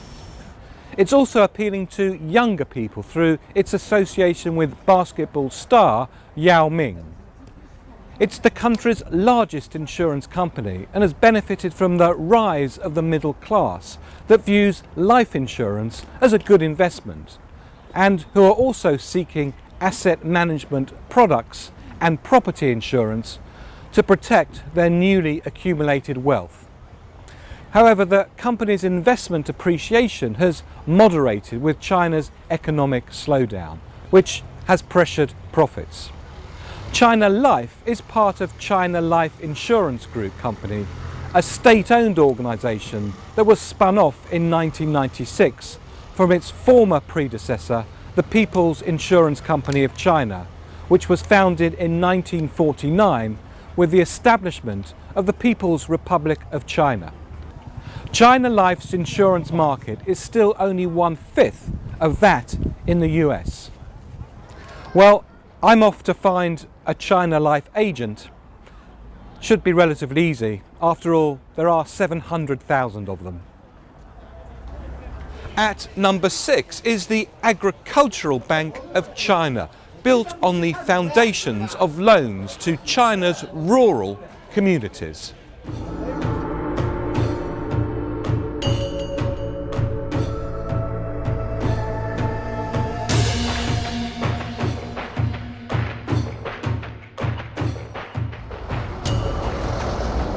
The Agricultural Bank of China is one of China's leading banks, and it has its origins in lending money to farmers in rural areas of China. Now, the bank's developed on since then and now lends money not only to agriculture but also to businesses and industry, but still specialises in developing rural China.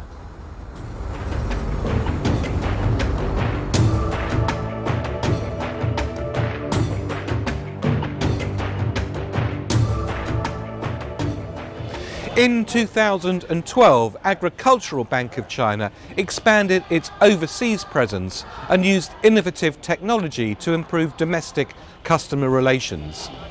This helped it respond to pressure on profits from the slowing Chinese economy and recent interest rate deregulation. Even so, first half profits grew by a healthy 21% thanks to its extensive rural clientele. The bank now operates around 24,000 branches in China and serves over 400 million customers.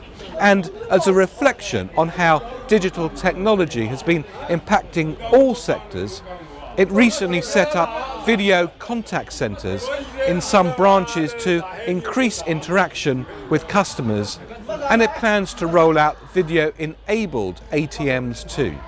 To enter the life insurance market, it previously purchased Jiahe Insurance and partnered with Credit Agricole in order to develop fund management.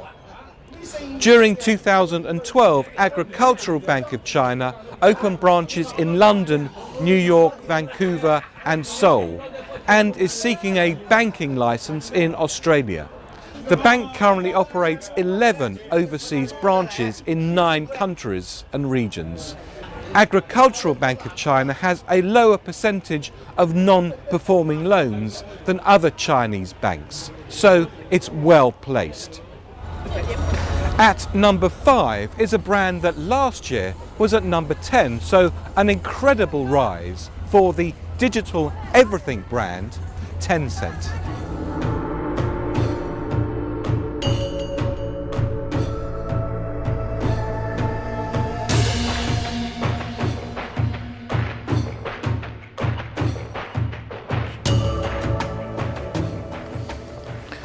Tencent is China's largest internet portal and is probably best known for its instant messaging service, QQ, which it launched in 1999. QQ is probably used by everyone in China who has a mobile phone and everyone connected to the internet. It has some 700 million users. And to give you some kind of scale, that's more users in China than Facebook has worldwide.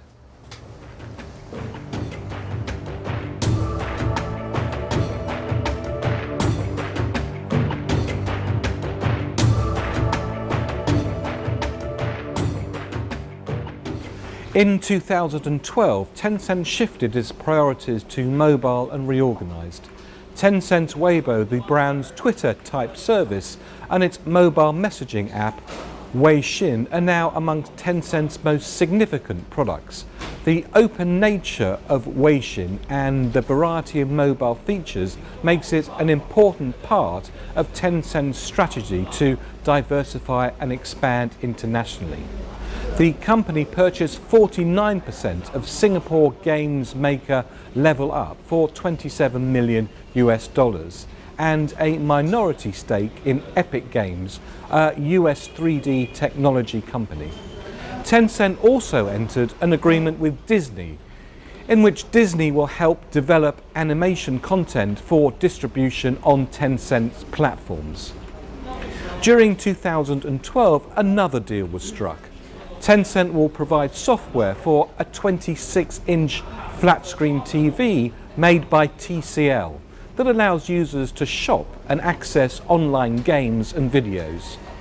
The deal marks Tencent's first collaboration with a consumer electronics maker. The deal illustrates the dynamism of Tencent in just 1 decade of business. Tencent also created a highly innovative campaign for the London 2012 Games. It transported some 40 technicians from its headquarters in China and put them into a newly built studio in London specifically for the Games, where every night they transmitted live the events of what happened at the Olympic Games, and in particular interviews with the Chinese athletes that had won gold medals. Now, not just that, but they also flew over to London, the families of those gold medal winners, and reunited them live on air. Tencent derives most of its revenue from internet value-added services, but it also relies on mobile and telecommunications, online advertising and e-commerce with a brand called buy.qq.com, which it launched in December 2011.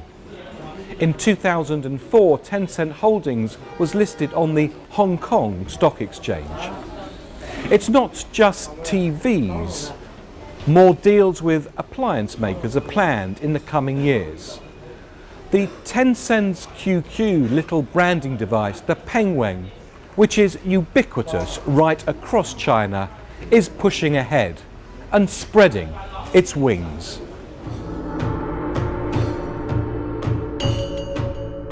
Rising this year up 2 places, at number 4 is Baidu, China's largest search engine. Baidu is China's largest search engine by a long way, and second only to Google worldwide.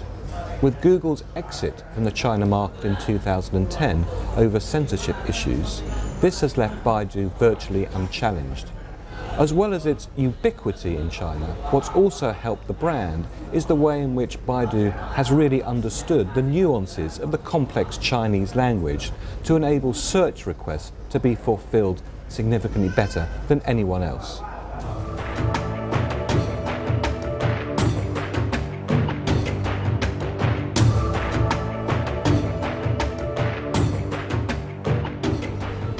In 2012, Baidu moved aggressively to expand its mobile presence with the launch of a low-cost smartphone using its own operating system, Baidu Cloud.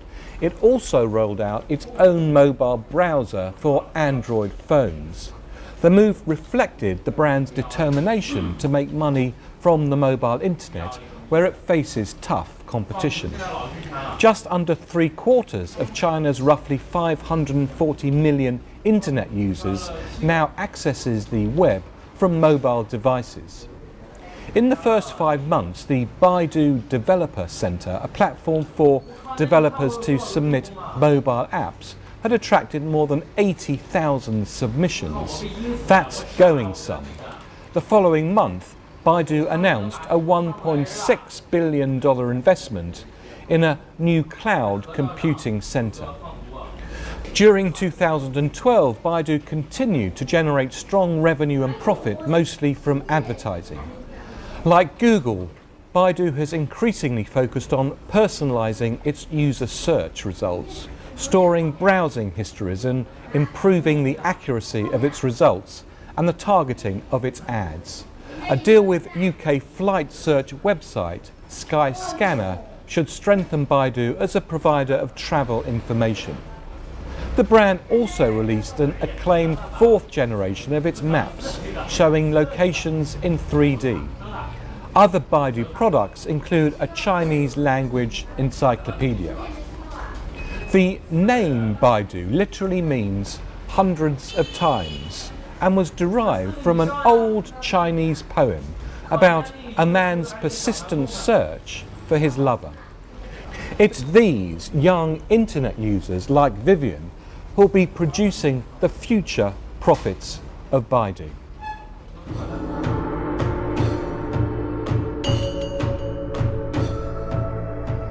At number 3 is China Construction Bank.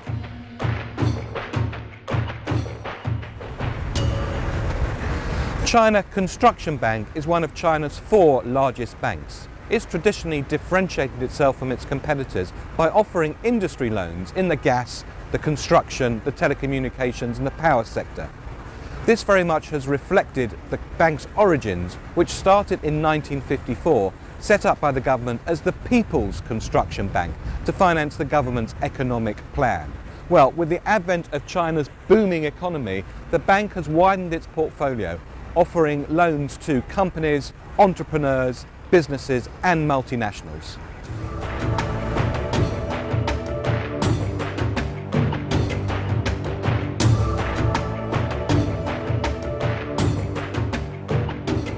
In 2012, China Construction Bank has very much been buoyed up by government infrastructure projects and borrowing to help stimulate economic growth. In order to help its risk and assure steady domestic growth, the bank has developed strategic partnerships with major corporations like PetroChina. It recently entered into a cooperation agreement with Ningbo to help the coastal city of China develop its marine economy. But China Construction Bank has used its large cash reserves for international expansion too. During 2012, the bank acquired the Brazilian assets of the German bank West LB AG. The bank is also present in Hong Kong, Singapore, Frankfurt, Seoul, Johannesburg, Tokyo, New York, Ho Chi Minh City and Sydney. China Construction Bank wants to operate in all major countries of the world by 2015. The strength of the RMB in cross-border trade and investment is facilitating that ambition. And even during tougher economic times, China Construction Bank's partnership approach, both at home and abroad, is shrewd.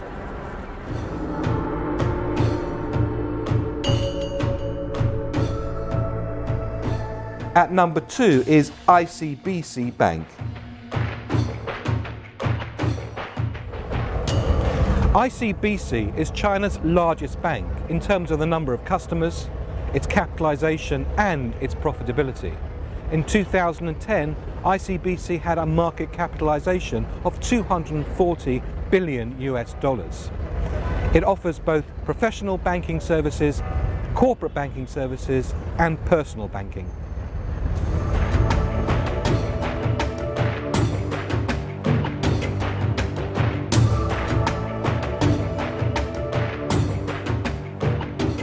In 2012, ICBC continued to aggressively pursue its international expansion.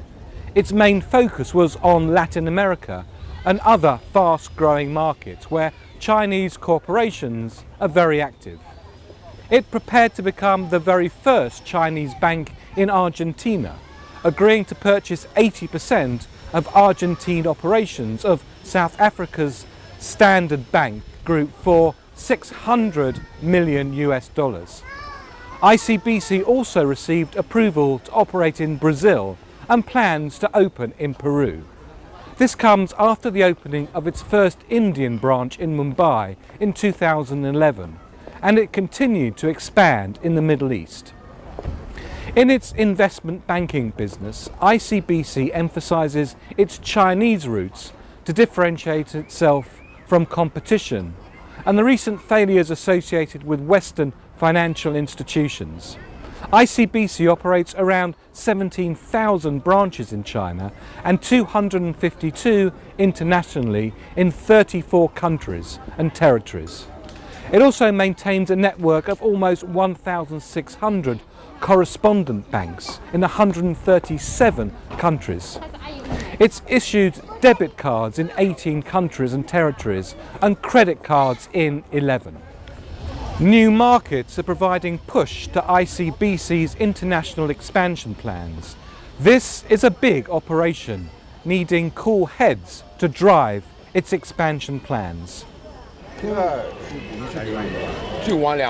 And so, at number 1 of the WPP BrandZ Top 50 Most Valuable Chinese Brands for 2013 is the world's largest mobile operator, China Mobile.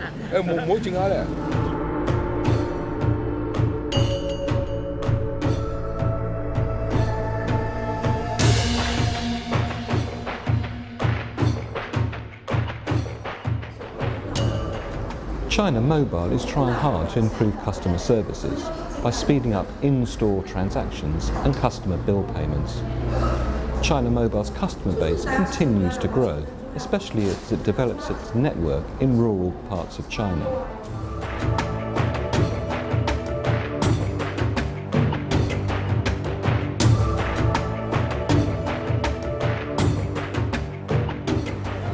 China Mobile is trying hard to improve customer service by speeding up in-store transactions and customer bill payments. China Mobile's customer base continues to grow, especially as it develops its network in rural parts of China. China Mobile now has almost 700 million subscribers and is the world's largest wireless provider. In 2012, as the company's base of 3G users continued to grow, China Mobile planned to extend a trial of 4G wireless to 13 cities. The brand also shaped its offering for urban smartphone users with apps providing services such as food source tracking and GPS. China Mobile also launched its wireless city Wi-Fi data plan in 321 cities. The plan uses the cloud to offer multiple applications. During 2012, the company also cooperated with China Union Pay and Shanghai Pudong Development Bank to develop mobile wallets. It's also investing in perfecting Mandarin language voice technology similar to Apple's Siri. To expand the brand's international reach, China Mobile International, a wholly owned subsidiary, began work on a global network centre, a major physical facility in Hong Kong. It's also entered an agreement with Clearwire, a wireless broadband provider, to develop 4G roaming between China and the US. But profits slowed during 2012 in the face of intense competition. China Mobile continued to be hampered by being the only major Chinese carrier not to carry iPhones on its network. China Mobile's Hong Kong centre will use submarine cables to connect its telecoms network to the rest of the world from 2013. So up in the clouds or down in the oceans, China Mobile is expanding its reach. And so with China Mobile, the world's largest mobile operator, becoming the most valuable brand in China for the third year running, we've come to the end of the WPP BrandZ Top 15 Most Valuable Chinese Brands 2013. This study is also available as a report, which can be downloaded from the BrandZ website at brandz.com and as an iPad magazine from the iTunes store. To find out more about how WPP can help you create, maintain and grow valuable brands in China, please contact me or go to the WPP website at wpp.com.